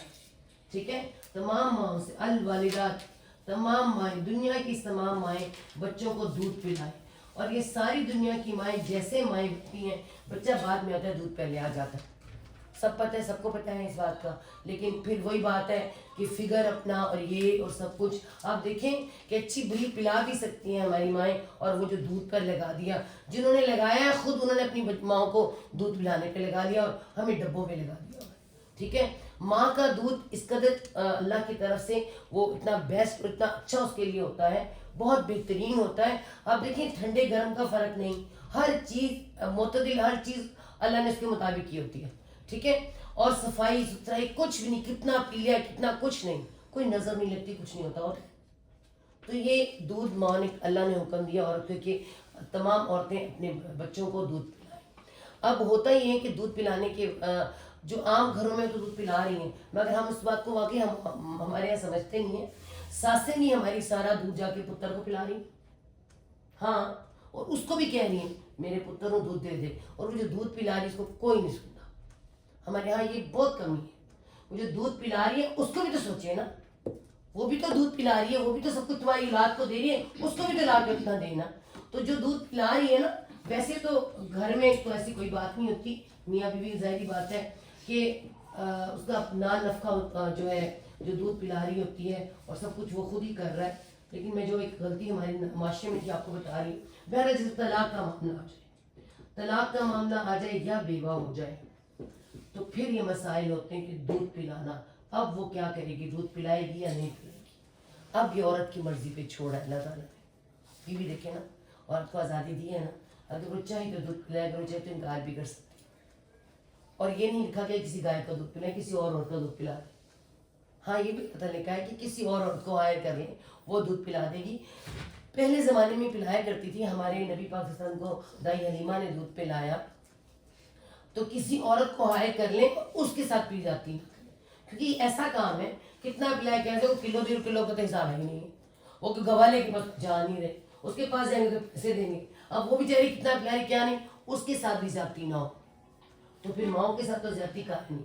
اچھا طلاق ہو جاتی ہے, اگر وہ دودھ پلا رہی ہے تو پھر کیا کرنا ہے, جب تک وہ دودھ پلائے گی, 2 سال دودھ پلانا, نان نفقہ شوہر دے گا, بچے کا بھی اور اس کا بھی نان نفقہ شوہر دے گا. اور اگر وہ بیوہ ہے تو پھر یہی کام اس کے دادا دادی اور یہ جو اس کے پچھلے ہیں اس کے وارث وہ کریں گے, ٹھیک ہے. اور نہ اللہ تعالیٰ نے کہا کہ نہ ماں کو تنگ کیا جائے نہ باپ کو تنگ کیا جائے. یہ نان نفقے کا اور دودھ کا معاملہ تھا. اس کے بعد آ جاتی ہے عدت. عدت آ جاتی ہے. عدت جو ہے وہ طلاق یافتہ کی اور پھر بیوہ کی, اور ایک وہ جو خالی نکاح کیا جاتا ہے اس کو ٹچ نہیں کیا جاتا, اس کی 3 عدت. تو ایک طلاق یافتہ کی ہم پڑھ چکے ہیں 3 قروء, اس میں کیا ہے مدت حیض, 3 حیض آنا لازمی ہے, وہ چاہے 3 مہینے میں آ جائے, 4 مہینے میں آ جائے, کتنے بھی آ جائے. اور بیوہ کی 4 مہینے 10 دن, یہ اس کی عدت ہے. اب اس عدت کی وجہ کیا ہے, اگر طلاق یافتہ یا بیوہ اگر وہ پریگننٹ پہلے سے ہی ہے, اگر تو درمیان میں پریگننٹ ہو جاتی ہے تو اس کی عدت 9 مہینے ایکسٹینڈ کر جائے گی. اور اگر اس کی طلاق کے بعد یا بیوہ ہونے کے بعد 4 دن بعد بچہ پیدا ہو جائے, مہینے بعد بچہ پیدا ہو جائے یا 10 دن بعد ہو جائے, اس کی عدت ختم. جیسے ہی بچہ پیدا ہوا عدت ختم, ٹھیک ہے. عدت پھر عدت نہیں رہتی, عدت ختم ہو جاتی کیونکہ وہ صاف ہو گئی, بچہ پیدا ہو گیا. اس کے بعد تو جو مین مقصد عدت کا یہی ہے تمہاری نسلیں پاک صاف, ٹھیک ہے. تو پھر عدت ختم ہو جاتی ہے. لیکن اگر اس طلاق کے 3 مہینے کے دوران یا 4تھے مہینے اس میں بیوہ ہونے کے درمیان کہیں حمل ٹھہر جاتا ہے تو پھر 4 مہینے عدت, یعنی 4 مہینے کی 3 مہینے کی عدت جو ہے ایکسٹینڈ کر کے 9 مہینے کی ہو سکتی ہے, ٹھیک ہے. اور دودھ پلانے کے لیے کیوں منع کیا کہ عورت انکار کر سکتی ہے, ہو سکتا ہے اس کا کوئی رشتہ آ جائے اسی وقت, تو 2 سال تو بیٹھی نہیں ہے, یہ دودھ تو نہیں پلاتی ہے تیرے بچے کو, بچہ تیرا ہے. یہاں دیکھیں یہاں آرام ملتا ہے کہ نہیں ملتا, سکون ملتا ہے کہ نہیں. ہم تو کہتے نہیں بچے بیٹیوں کے والے خود اپنے ساتھ بچے لے آتے ہیں, لاؤ ہم خود پالیں گے. حالانکہ پالنا تو باپ نے, اولاد تو باپ کی ہے نا. اللہ نے آسانی دی ہے نا, بس جذبات تھوڑے دیر نیچے کرنے پڑتے ہیں تو سارے معاملات ہو جاتے ہیں. بہر اس کے بعد اگلا آتے جس ساتھ نکاح کیا جائے رخصتی نہ ہو تو پھر کیا کریں, اس کی عدت نہیں ہوتی. اس کو طلاق دے دی ہے تو اس کی عدت نہیں ہوگی. ہاں حق میں آدھا دے دو, یہ قرآن کا فیصلہ ہے, حق میں تم انہیں آدھا دے دو, ٹھیک ہے. تو یہ سارا طلاق کے بارے میں. اب اللہ تعالیٰ نے یہ بھی فرمایا روکنے کے آداب کہ اگر تم نے روکنا ہے بیویوں کو تو تنگ کرنے کے لیے نہ روکنا, تانے تشنے دینے کے لیے نہ روکنا, تمیز طریقے سے رہنا, احسان والا معاملہ کرنا مردوں سے کہا گیا ہے. ہاں آئندہ کے لیے بہتری کے لیے کام کرنا. اور کتنا طلاق کے معاملے کو مشکل بنایا گیا آرام سے کہ حوصلہ کرو تم لوگ بھی, گھر نہ ٹوٹے تو بہتر ہے. بہرحال انسان کی ہڈیاں ایسے لگتا ہے اب ان کا گھر جڑے گا ہی نہیں, لگتا ہے نا, لیکن ہڈیاں ٹوٹ جاتی ہیں, چورا چورا ہو جاتی ہیں, اللہ جوڑ دیتا ہے. ہڈیاں جوڑ سکتا ہے تو رشتے کیوں نہیں جوڑ سکتا, ہے نا. تو کوشش کریں, مہربان بنیں, خود بھی اپنے آپ پر اپنے رشتوں پہ مہربانی کریں. اللہ تعالیٰ نے یہاں پہ اس چیز کے بارے میں بتا دیا کہ طلاق کو مذاق نہ بناؤ. طلاق کو بڑا آسان مشکل اس لیے بنایا گیا کہ گھروں کو آباد رکھو. اس کے بعد طلاق کے دوران ہی آپ دیکھیں آگے اور بھی آتی ہیں باتیں, لیکن طلاق کے دوران ہی آیت نمبر آتی ہے 238 نمبر آیت آتی ہے, اور اس میں کیا آتا ہے, حافظوا علی الصلاۃ والصلاۃ الوسطیٰ, نمازوں کی حفاظت کریں. اب نمازوں کی حفاظت طلاق کے دوران آپ دیکھیں طلاق کا چیپٹر چل رہا ہے, آگے پھر طلاق کی باتیں آ رہی ہیں, لیکن درمیان میں نماز کی حفاظت مطلب. اور دیکھیے جنگ میں نماز کی حفاظت, خوف کی نماز بھی ہے, قصر بھی ہے, سفر کی بھی ہے, اور ہر طرح سے نماز کی حفاظت. اب اللہ تعالیٰ نے کیا ہے, گھر میں جنگ ہو رہی ہے, گھر میں جنگ ہے, مشکل ہے, ذہنی پریشانی ہے, سکون نہیں ہے, سب سے پہلے نماز آتی ہے. نماز نہ جائے تمہاری ذہنوں سے. نماز کی اچھی حفاظت کرنا, اچھی طرح سے نماز اپنی نماز کو نہ بھولنا, نماز کی اچھی حفاظت کرنا. اس میں بہت سی باتیں آتی ہیں, اپنی پریشانیوں میں, بیماریوں میں, تکلیفوں میں رب کی ملاقات کو نہ بھولنا. اور اس کے بعد نماز کی حفاظت میں یہ بھی آتا ہے کہ آپ کے کپڑے پاک ہوں, جگہ پاک ہو, یہ ساری حفاظتیں آتی ہیں. اپنی نماز کے اندر آپ کے خیالات اور طرف بھٹک نہ رہیں, اللہ کی طرف ہو, نماز کی حفاظت میں بھی آتا ہے. اور اس کے علاوہ وقت پر نماز کو ادا کرنا, یہ بھی نماز کی حفاظت میں آتا ہے, جو کہ ہمارے ہاں نہیں ہے. اور اس کے بعد آتی ہے اس میں اللہ تعالیٰ فرمائے والصلاۃ الوسطیٰ, اور درمیانی نماز. تم درمیانی امت تو درمیانی نماز کی بڑی حفاظت کرنا. تو اگر ہم درمیانی نماز کو دیکھیں تو مغرب سے اب ایک ہمارا دن شروع ہوتا ہے چاند کے حساب سے, مغرب سے دن شروع ہو جاتا ہے ہمارا, ہے نا. ایک دن شروع ہوتا ہے مغرب سے, اور ایک دن شروع ہوتا ہے فجر سے, صبح سے جب سورج نکلتا ہے. چاند, مغرب, سورج, فجر. اور مغرب کے بعد کیا آتی ہے, عشاء. عشاء کے بعد آتی ہے فجر, اور اس کے بعد ظہر اور عصر. اور یہاں پہ فجر کے بعد آتی ہے ظہر, ظہر کے بعد آتی ہے عصر, اور پھر مغرب اور عشاء. ایسے ہی ہے, درمیان میں دو نمازیں آ گئی. اللہ نے دونوں کی قسم کھائی, والفجر والعصر والعصر ان الانسان لفی خسر. اور یہ فجر جو ہے اس کی دو سنتیں اللہ تعالیٰ نے کیا فرمایا, دنیا مافیہ سے بہتر. اور فجر میں بنی اسرائیل میں آتا ہے کہ قرآن پڑھنا کانا مشہودہ, فرشتے گواہی دیتے ہیں. اور عصر کے لیے تو قسم کھائی, اور عصر کے بارے میں تو موسٹلی زیادہ اماموں کا ہے عصر ہے. کیوں؟ کیونکہ اللہ کے رسول کی جب غزوہ خندق میں عصر کی نماز قضا ہوئی تو انہوں نے کیا فرمایا, اللہ ان کا گھر آگ سے بھر دے جنہوں نے ہماری نماز عصر قضا کر دی. ٹھیک ہے. اور عصر کا ٹائم بھی کیسا ہوتا ہے, عصر کا ٹائم بالکل ہمارا دیکھیں اینڈنگ ٹائم چل رہا ہوتا ہے, کاموں کی بہتات. اس وقت اس قدر یہ بھی سمیٹ لو, وہ بھی سمیٹ لو. دراصل ہم لوگ وہ لوگ ہیں کہ ہمیں تو دن اور رات کا فرق ہی پتہ نہیں ہے. یہ اس وقت کی بات ہے جب ابھی بجلی نہیں تھی, لائٹیں تھیں, تو روشنی, اللہ کی روشنی میں سارا کچھ کر لو. تو اتنی مصروفیت میں کہیں ایسا نہ ہو تم اپنی عصر کھو دو. عصر کا دھیان رکھنا. اور عصر کو اللہ تعالیٰ نے پھر اگر ہم عصر دیکھیں تو اس کے ساتھ جو آتا ہے والعصر ان الانسان لفی خسر, خسارے میں. خسارہ کیسے ہوتا ہے, عصر کے بعد رات آنا شروع ہوتی ہے, آپ کا وقت کم ہو رہا ہے. تو عصر آج ہماری زندگی کی بھی عصر کیا, مغرب عشاء ہو چکی ہے نا. عصر کے بعد ٹائم کم رہتا ہے. تو یہ دو نمازیں, فجر, منافق پہ فجر اور عشاء بھاری, اور اثر کے لیے آتا ہے کہ منافق پہ اثر اس لیے بھاری کہ وہ بیٹھا تکتا رہتا ہے, سورج کو تکتا رہتا ہے, پھر وہ جب بالکل یلو ہونے لگتا ہے پھر دوڑ کی نماز پڑھتا ہے, بالکل حدیث کے مطابق 2 ٹھونگے مارتا ہے اور اللہ کو یاد کام کرتا ہے. ٹھیک ہے, منافق کے لیے. اور اثر کے لیے جو ایک حدیث آتی ہے, اللہ نے فرمایا کہ جس کی اثر کی نماز قضا ہوگی گویا اس کا مال و اسباب ہی لٹ گیا. تو اس کا مطلب ہے یہ 2 نمازیں اس کا ان دونوں کا ہے, لیکن اثر کے لیے کہا گیا کہ درمیانی نماز کی حفاظت کرو, اور پھر ان کی خاص طور پہ حفاظت. اور ویسے اگر حفاظت دیکھی جائے تو آپ کو میں بتا دوں کہ ہماری نمازوں کی حفاظت ہمیں تو پتہ ہی نہیں, ہم تو قضا کر کے بیٹھ جاتے ہیں کہ نماز قضا ہوگی. میں کہنا بڑا آسان ہے نماز قضا ہوگی, ہمیں یہ نہیں پتہ کہ ظہر کی نماز کو فجر وہ تو ہمیں پتہ ہے کہ سورج کے ساتھ چلتی ہے, ٹھیک ہے, اور عصر وہ بھی سورج کے ساتھ چلتی ہے. 2 نمازیں ہماری سورج کے ساتھ ہیں. یہ سورج کے طلوع ہونے پہ ختم, سورج کے غروب ہونے پہ ختم ٹائم, ایسے ہی ہے نا اس کا. باقی نمازیں آپ دیکھیں کہ ان کے ساتھ کیا ہے. فجر کے بعد کون سی آتی ہے؟ ظہر. تو جب زوال کا ٹائم آتا ہے تو نماز شروع ہو جاتی ہے, نماز کا ٹائم شروع ہو جاتا ہے. ہم کہتے ہیں کہ نہیں جی جب مولوی اذان ہے تو ساڑی اذان ہی نہیں ہوئی, سر نماز ہی نہیں ہوئی, ٹھیک ہے. اور اس کے علاوہ وہ اذان مردوں کے لیے ہوتی ہے جنہوں نے جماعت کی نماز پڑھنی ہے.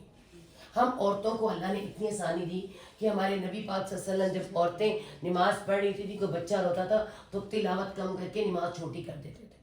تو ہم عورتوں کو تو بڑی آسانی ہے, اور مردوں کو تو جا کے پڑھنی پڑتی ہے, ہمیں تو اپنے گھر میں ہی پڑھ لینی ہے نا. اور ہمارے جملے ہوتے ہیں, ہمیں بھی مسجد پڑھنی پڑتی نا, ہماری نماز قضا نہ ہوتی تو ہمارے مرد سارے نمازی ہوتے. ہمیں آسانی دی اللہ تعالیٰ نے کہ تم جہاں ہو کہیں ہو اپنی نماز شروع میں ادا کر لو. وہ مائیں جن کے چھوٹے چھوٹے بچے ہیں ایک دم سے اپنی نماز پڑھ لیں, اس کے بعد فارغ ہیں, اثر پہ دور تک کتنی دیر فارغ ہو سکتی ہیں. اور اگر نہیں پڑھ سکتی, ایسی بچیاں جو کیریئر ہولڈر ہیں, یونیورسٹی جاتی ہیں, تو اس نماز کو ایکسٹینڈ کر کے اثر تک لے آئیں.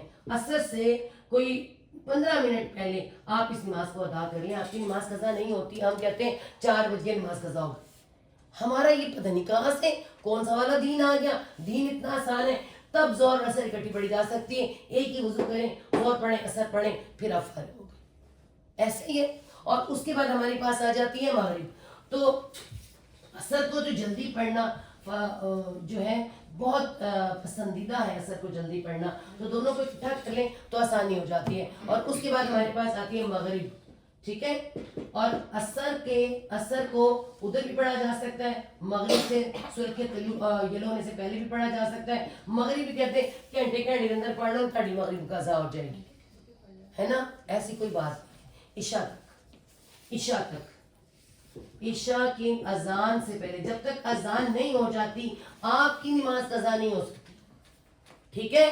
اذان سے پہلے مغرب ایک وضو کریں, مغرب ادا کریں, عشاء پڑھ لیں. آپ سفر میں تب کر لیں, آپ کے بچے چھوٹے ہیں تب کر لیں, آپ یونیورسٹی کالج کے تب کر لیں, کوئی اچانک سے مہمان آ گیا تب کر لیں. عورتوں کو اللہ نے بڑی آسانی دے دی ہے, اور اس کا ثبوت ہمیں حج پہ ملتا ہے. حج پہ مغرب اور عشاء اکٹھی پڑھی جاتی ہے نا. اللہ کے وسلم نے ظہر اثر اکٹھی پڑھی ہے, مغرب اور عشاء اکٹھی پڑھی ہے, تو ہمیں تو آسانی ہے. پھر ہماری نمازیں جانی چاہیے نہیں نا. ویسے میں آپ کو بتا دوں کہ نماز موقوتہ ہے, وقت پر ادا کی جائے, پسندیدہ ہے, لیکن اگر نہ ہو تو اپنی نماز کو کم از کم قضا نہ کریں. قضا جب ہوتی ہے جب اذان ہو جاتی ہے, اگلی اذان ہو جاتی ہے تو آپ کی پچھلی نماز قضا ہو جاتی ہے, ٹھیک ہے. تو پھر بھی ان لوگوں کے لیے جو بہت نمازی ہیں آسانی یہ کر دی گئی ہے کہ اگر مغرب قضا ہوگی تو عشاء کی اذان ہوگی تو عشاء سے پہلے مغرب ادا کر لیں, ٹھیک ہے. اپنی نمازوں کو پورا رکھیں. تو یہ ہے نمازوں کی حفاظت جو میں نے آپ کو ان شارٹ میں بتا دی. بہرحال اور پھر حکم کیا ہے, وقوم للہ قانتین, اللہ کے سامنے انتہائی فرما برداری سے کھڑے ہو جاؤ. یہ فرما برداری کیسی؟ نماز میں کھڑے ہونا تو فرما برداری ہے نہیں. کبھی ہم دوپٹہ ٹھیک کر رہے ہیں, کبھی ہمارا یہ ہو گیا ہے, بازو خارش, یہ وہ, ایسے لگ رہا ہے نماز نہیں پڑھ رہے ہیں, جنگ ہو رہی ہے نا. ایسا نہیں ہو. ہمارے بچے جو ہمارے پاس بیٹھے نا تو کبھی یوں کریں, کبھی یوں کریں, کبھی موبائل, ہم کہتے ہیں دھیان نہ گل نہیں سنی جاتی, تمہاری توجہ کدھر ہے؟ پہلے میری بات تو دھیان سے سن لو. تم میرے سے بات کر رہے ہو, میرے تو دیکھو. ہم رب سے بات کرتے ہیں, ایک بہت بڑی ہستی ہے, اس کی ملاقات کے لیے کھڑے ہوتے ہیں. لباس میں لباس بھی آپ کا انداز بھی ویسا ہونا چاہیے. انداز میں لاپرواہیاں, کبھی ایسے تو کبھی ایسے تو کبھی. پھر دوپٹے, ہمیں دوپٹے ریشمی لے کے نماز پڑھنے کا تو میں کہتی ہوں پھر تو بکل ہی کھلتی رہتی ہے. تو نماز کے لیے اتنے برانڈ کی چیزیں لاتے, اتنے کپڑے, اتنا کچھ, تو نماز کی ایک الگ سے چادر بنا کے رکھیں جی, جو ذرا چپک بھی جائے اور رک بھی جائے اور نماز پڑھ, اور ہم بڑے فرما بردار ہو کے اللہ کی نماز ادا کر لیں. اور یہ ہوگی ہماری یہاں پہ نمازوں کی حفاظت. اس کے بعد 245 نمبر آیت میں آتا ہے, اللہ تعالیٰ فرما رہے ہیں کہ انفاق کیا ہے, قرض حسنہ. انشاءاللہ قرض حسنہ ہم بعد میں کریں گے, اینڈ پہ کریں گے, جب ہم سورہ بقرہ کے اینڈ پہ جائیں گے. ہاں یہاں سے آگے آتا ہے بنی اسرائیل کا غزوہ بدر 246 نمبر. تو ہمیں اردو کی گنتی بڑی کمزور ہو جاتی ہے. 246 جو ہے آیت نمبر ہے, اور شروع ہوتا ہے غزوہ بدر کن کا؟ بنی اسرائیل کا. الم تر الی الملاء من بنی اسرائیل من بعد موسیٰ, حضرت موسیٰ علیہ السلام کے بعد مسلمانوں کا غزوہ بدر اللہ کی زندگی میں ہوا. ٹھیک ہے, بات نہیں. ہمارا غزوہ بدر اللہ کی زندگی میں ہوا. ٹھیک ہے, اور بنی اسرائیل کا غزوہ بدر حضرت موسیٰ علیہ السلام کے جانے کے بعد کیسے ہوا, یہ ہم نے پہلے پارے میں پڑھا کہ اللہ تعالیٰ نے کہا کہ میں نے تمہیں سیر سینا میں رکھا, میں نے یہ احسانات کیے, سب کچھ کیے. ان کو کیا یاد آیا؟ ان کو چٹخارے یاد آئے, انہیں پیاز چاہیے, ککڑی چاہیے. اللہ نے کہا جاؤ جہاد کرو محنتیں, جہاد کرو. انہوں نے کہا ہم نے جہاد سے انکار. جب انہوں نے انکار کیا, اللہ نے کہا 40 سال تم پر سزا ہے, تم صحرا میں بھٹکو گے. اگلی نسل اٹھی, انہوں نے بڑی قوت, آپ کو پتہ ہے کہ جو مشکل سہ کے اٹھتی ہے بڑی قوت اور طاقت کے ساتھ, انہوں نے ان کے بڑوں نے بتایا کہ ہم, اور اس کے بعد حضرت موسیٰ علیہ السلام, حضرت یوشع بن نون, اور اس طرح ان کے اوپر مستقل انبیاء تھے. کبھی اللہ تعالیٰ ان کو ہم نبی کے بعد بغیر نہیں چھوڑا. تو نبی بھی تھے اور ان کو بتاتے رہتے تھے. ان کو بھی پتا تھا, آنے والی نسل کو پتا تھا کہ ہمارے بڑوں کو اس شہر کو کہا تھا فتح کرنے کو, انہوں نے نہیں کیا. اگلی نسل نے پوری ہمت کر کے, کوشش کر کے اس شہر کو فتح کیا. ٹھیک ہے, اس نبی جو اس وقت کا نبی تھا اس کے سامنے, اور اس وقت آیا کہ اس شہر میں جھک کے جانا, اس کے دروازوں میں سے داخل ہونا اور جھک کے جانا, حتتن کہنا. انہوں نے سب کچھ بدل دیا. 12 قبیلے ایک تو اکٹھا ہی نہیں ہو سکے, پاکستان کی طرح اکٹھے ہی نہیں ہو سکے کبھی, اور اپنی پڑ گئی. وہ شہر والے دوبارہ آئے اور آ کے ان کو مار بہن ڈال دیا. یہ واپس صحرا میں ان کے لوگوں کو وہ بنا لیا, ان کا تابوت سکینہ لے لیا. تابوت سکینہ انشاءاللہ اس پہ بات کریں گے. تابوت سکینہ ان سے لے لیا, جس کے بارے میں ان کا یہ تھا کہ جس کے پاس تابوت سکینہ ہے وہی بادشاہت کر سکتا ہے. ٹھیک ہے, اب کیا ہوا؟ اب یہ اپنے وقت یہاں سے شروع ہوتا ہے کہ اِذْ قَالُوا لِلنَّبِيِّ لَهُمْ ابْعَثْ لَنَا مَلِكًا. یہ سارے 12 کے 12 جو سردار تھے, یہ سارے جمع ہو کے اس وقت کے نبی کے پاس گئے. انہوں نے کہا ہم ایک بادشاہ مقرر کر دے. ہم آپس میں لڑتے بڑھتے رہتے ہیں, ایک بادشاہ ہوگا, ہم اس کی بات مانیں گے, ایک بادشاہ مقرر کر دے. مزے کی بات یہ ہے کہ جب کچھ لوگ جاتے ہیں نا مل کے, تو ہر ایک کے اندر خواہش کیا ہوتی ہے, بادشاہ میں ہوں گا, اس کی نظر میرے پہ پڑنی ہے نا. ان 12 کے 12 قبیلوں کے سردار نا بڑے وہ تھے کہ ہم بڑے ہیں, بادشاہ ہم ہوگا. اللہ تعالیٰ کا پیغام آیا کہ بادشاہ طالوت ہوگا. یہ کون تھا؟ یہ اس کا نام ساؤل بھی کہتے ہیں اور طاؤل بھی کہتے ہیں, کیونکہ یہ طویل وہ تھا, لمبا بڑا تھا, تو اس کو طالوت کہتے تھے سارے. اور یہ کون تھا؟ یہ نبی کی میت میں رہتا تھا, علم حاصل کرتا تھا, اور مسجد کی صفائی اور سب کچھ یہ سارے یہی کام تھے. طاقت تر, توانا, علم والا بندہ, دولت کوئی نہیں. تو اس کو کہتے ہیں نا کہ اس نے کہا کہ قال هل عصيتم, انہوں سے کہا نبی نے کہ تم پر اگر قتال لکھ دیا کہ تم تو انکار کر جاؤ گے. کہتے نہیں ہم نہیں کریں گے, ہم قتال سے انکار نہیں کریں گے, ہم جہاد سے انکار نہیں کریں گے.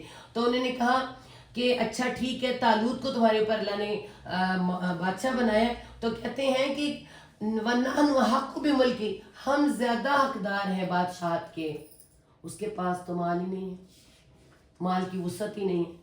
قَالَ إِنَّ اللَّهَ اصْطَفَاهُ عَلَيْكُمْ اللہ نے چنا ہے اس کو تم پر. وَزَادَتْهُ بَسَطْهُ وہ جسم میں وہ وسعت میں زیادہ ہے, علم اور جسم میں. مطلب جو بادشاہ ہو یا رہنما ہو کیسا ہونا چاہیے, اس کے پاس علم ہونا چاہیے, العلم ہونا چاہیے, علم نہیں علم. میں نے آپ کو علم اور العلم میں فرق بتایا تھا.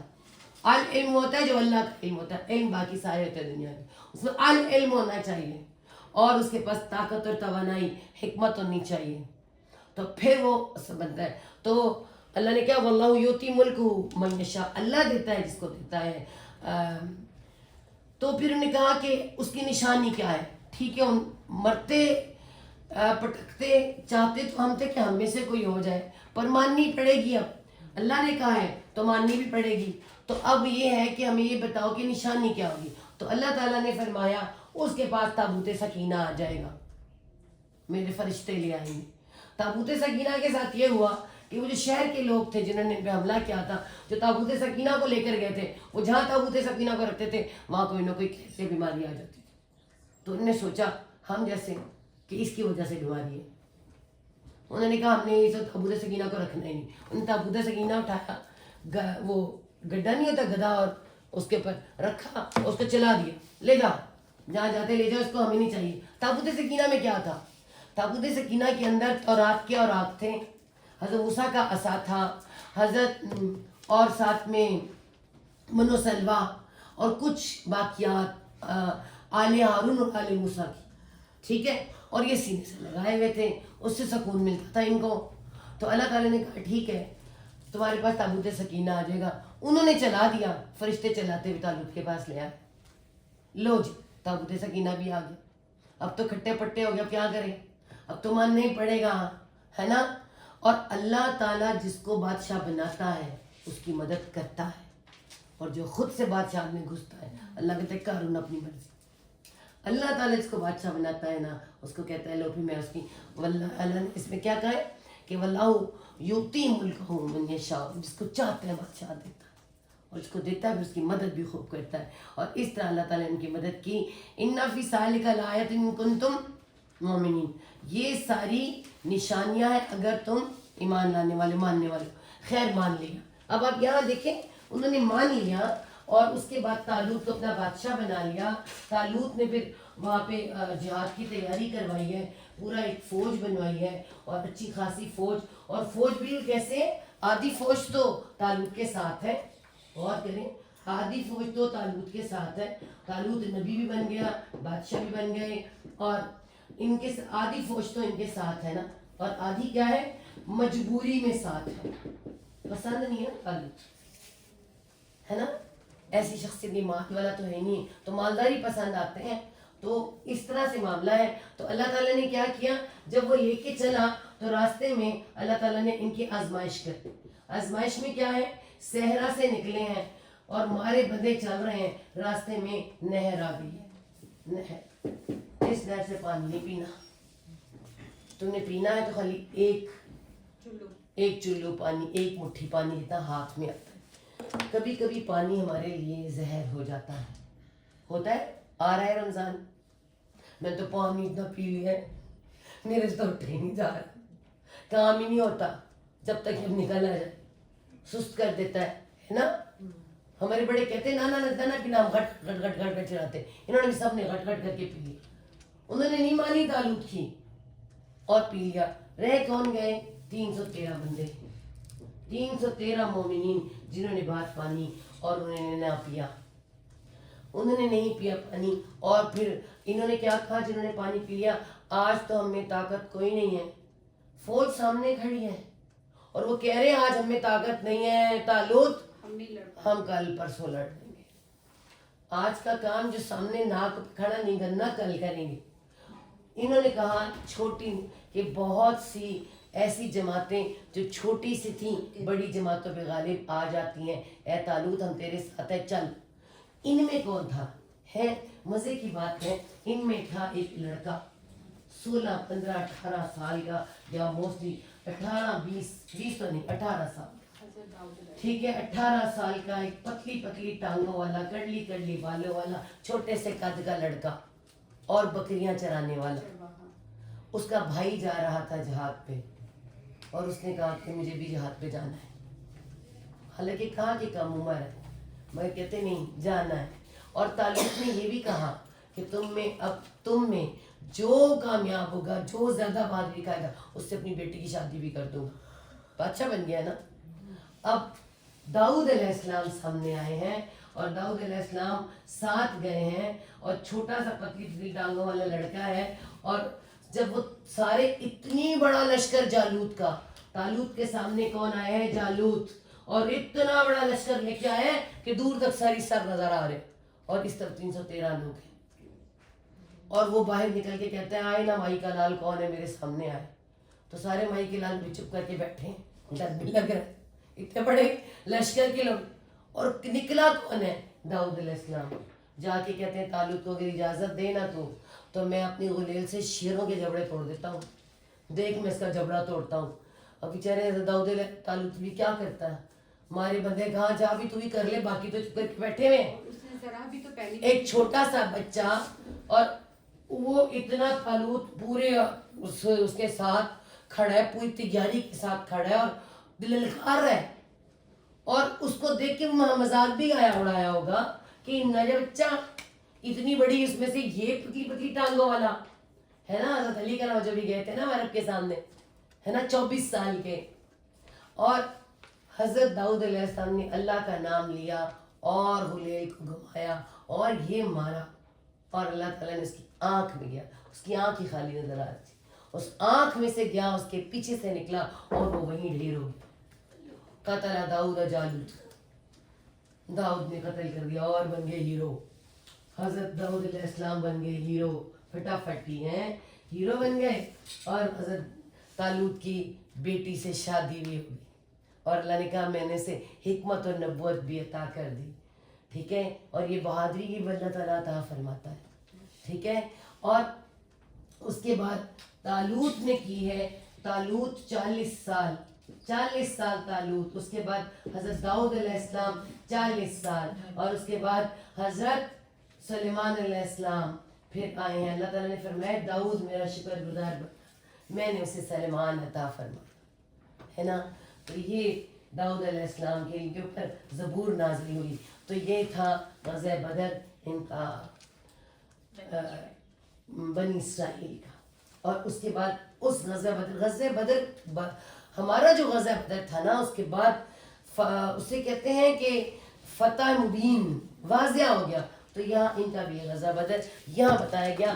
اس کے پیچھے ہمارے غزوہ بدر کے پیچھے بھی اور ان کے پیچھے بتایا اسباب کام نہیں آتے, لشکر کام نہیں آتے, تمہارے ہتھیار کام نہیں آتے, تمہارا ایمان کام آتا ہے. اور اساتذہ ان آیات کا نزول 2 ہجری میں ہوا, جبکہ جنگ بدر مسلمانوں کی تیاری غزوہ بدر کی میں نے آپ کو پہلے ہی بتایا تھا, کل بتایا تھا. رمضان آنے والا ہے, غزوہ بدر 17 رمضان کو ہوئی تھی, آنے والی. اور اس سے پہلے انفاق کی آیات بھی آ رہی, اس کو جہاد کا بھی آ رہا ہے, سب کچھ آ رہا ہے. اور اس کے ساتھ ہی یہ واقعہ بھی سنایا گیا. اور اس کے ساتھ اگر آج ہم دیکھیں تو فلسطین کے علاقے کی ایسی خبریں ایسے لوگوں نے بتائیں کہ پتھروں سے ہمیشہ وہ کرتے رہے ہیں, ہے نا, اور ڈرتے نہیں ہیں کبھی بھی. آپ ان کو دیکھیں, ان کے ہاتھوں میں مردہ بچے ہوتے ہیں, پھر الحمدللہ کہہ رہے ہوتے ہیں. اللہ ایسا ایمان ہمیں بھی عطا فرمائے. بچہ ان کا جانتا ہے. اور ہم وہ ایمان, اللہ کرے آج ہمیں وہ ایمان آ جائے اور ہم یہ سمجھ جائیں کہ قلت پر کثرت کا غلبہ نہیں ہو سکتا. اور اس کے بعد آگے آتا ہے جناب, یہاں سے ہمارا پہلا پارہ اور دوسرا پارہ ختم اور تیسرا پارہ سٹارٹ ہو جاتا ہے. تیسرے پارے میں اگر ہم شروع کریں نا تو تیسرے پارے میں کیا ہے جی؟ تیسرے پارے میں اللہ نے کہا تلک الرسل, یہ ہے میرے رسول, فضلنا بعضکم علی بعض, میں نے فضیلت دی بعض کو پاس پر. کسی کو روح اللہ, کسی کو ذبیح اللہ, کسی کو خلیل اللہ, کسی کو کلیم اللہ, ہے نا, کوئی روح اللہ. تو سب کو اپنی اپنی فضیلت میں نے دی ہے اور ہر ایک کے بارے میں اللہ تعالیٰ نے بتایا. اور اس کے بعد آتی ہے آیت نمبر 254, یا ایھا الذین آمنوا انفقوا مما رزقناکم من قبل ان یاتی یوم لا بیع فیہ ولا خلۃ ولا شفاعۃ والکافرون هم الظالمون. اے لوگوں جو ایمان لائے خرچ کرو اس دن سے پہلے کہ جس دن کوئی تجارت کام نہیں آئے گی, کوئی دوستی کام نہیں آئے گی, کوئی شفاعت کام نہیں آئے گی. ٹھیک ہے, اور حدیث بھی ہے, اللہ نے فرمایا کہ جو تو نے کھا لیا, جو تو نے پہن لیا وہ تیرا, خرچ کرو اس دن سے پہلے کہ وہ دن آ جائے تمہاری موت کا کہ پھر وہ تمہارے کسی کام کی چیز نہ رہے, جو حدیث کے مفہوم ہے. اور اس کے بعد آگے آئیں گی ساری انفاق کی آیات, تو انشاءاللہ ہم کل دیکھیں گے. یہاں پر آگے آ رہی ہے 255 کے اندر آیت الکرسی. سورہ بقرہ سب سے بڑی سورت اور آیت الکرسی سب سے بڑی عظیم آیت, سب سے فضیلت والی عظیم آیت. اس کی عظمت یہ ہے کہ اگر پہلے تو میں اس کو پڑھ کے آپ کو سناؤں گی کہ اس کی عظمت کیا ہے. اس کے بارے میں حدیث آتی ہے, اللہ نے فرمایا کہ جو فرض نماز کے بعد آیت الکرسی پڑھتا ہے اور وہ اس کو موت آ جاتی ہے تو اگلا قدم اس کا جنت میں ہے. اتنی فضیلت ہے. کیوں ہے, وجہ کیا ہے؟ اس کا پہلا ورڈ اللہ لا الہ الا اللہ, سب سے پہلا یہ گواہی کہ تیرے سوا کوئی نہیں, تو ہی تو ہے, تیرے سوا کوئی نہیں, تو ہی تو ہے. رب کی ذات کی پہچان الحی القیوم, ہمیشہ سے زندہ, جب سے ہے جب تک ہے, ازل سے اب تک زندہ. ٹھیک ہے, تمہارے ہاں تمہیں انسانوں کو موت آتی ہے, لیکن اللہ وہ جو ہمیشہ سے زندہ, ہمیشہ سے قیوم, قائم. کیسا قائم؟ اس پوری کائنات کو قائم رکھنے والا, بنانے والا نہیں ہے خالی, قائم رکھنے والا. اور آگے آتے وَلَا تَأْخُذُهُ سِنَةٌ وَلَا نَوْمٌ, ایسا قائم اپنی جگہ پر کہ اس کو نہ نیند پکڑتی ہے, نہ اونگ, اور نہ وہ تھکتا ہے. ابھی میں یہاں آپ کو پڑھا رہی ہوں نا, کبھی اٹھتی ہوں کبھی بیٹھتی ہوں, تھک جاتی ہوں.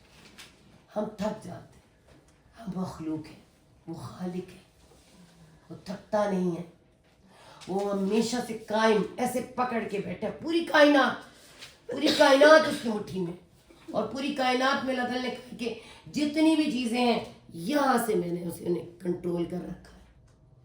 ٹھیک ہے, ناسیات یہاں سے کنٹرول کر رکھا ہے, سب کے سب میرے کنٹرول میں, اور وہ تھکتا نہیں ہے. آپ دیکھیں, آپ کسی کو کہیں کہ آپ یہ پیالہ پانی کا پکڑو اور آپ کھڑے رہو, اور آپ کبھی ایک ٹانگ کے دوسری ٹانگ پہ, پہلے تو پانی ادھر چھلک جائے گا, اور اس کے بعد اگر آپ کو نیند کا جھونکا آ گیا, اونگ آ گئی, تو آپ کا پانی چھلک جائے گا.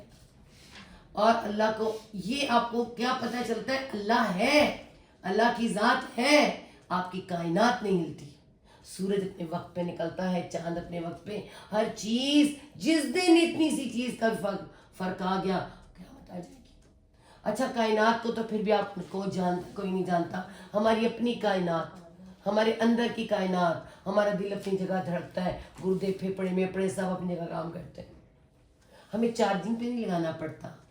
آپ دیکھیں, رات کو آپ سوتے ہیں, اندر کا معاملہ, اندر کی کائنات خود ہی چل رہی. کون چلا رہا ہے؟ کون کھانا ہضم کر رہا ہے؟ کون دل دھڑکا رہا ہے؟ موبائل کا دل تو نہیں دھڑکتا, اس کی تو چارجنگ فیل ہو جاتی ہے. سوچیں کہ ہمیں چارجنگ پہ لگانا پڑتا تو ہمارے بچوں نے تو ہمارے چارجر ہی چھپا لینے تھے. ہاں, انہیں بڈھے ہو گئے, اے چارجنگ ساڑے بچوں نے لاؤ. ہاں, ہم بھول جاتے چارجنگ لگانا, آوازیں دیتے رہتے, ہائے لگاؤ مجھے اٹھا نہیں جا رہا.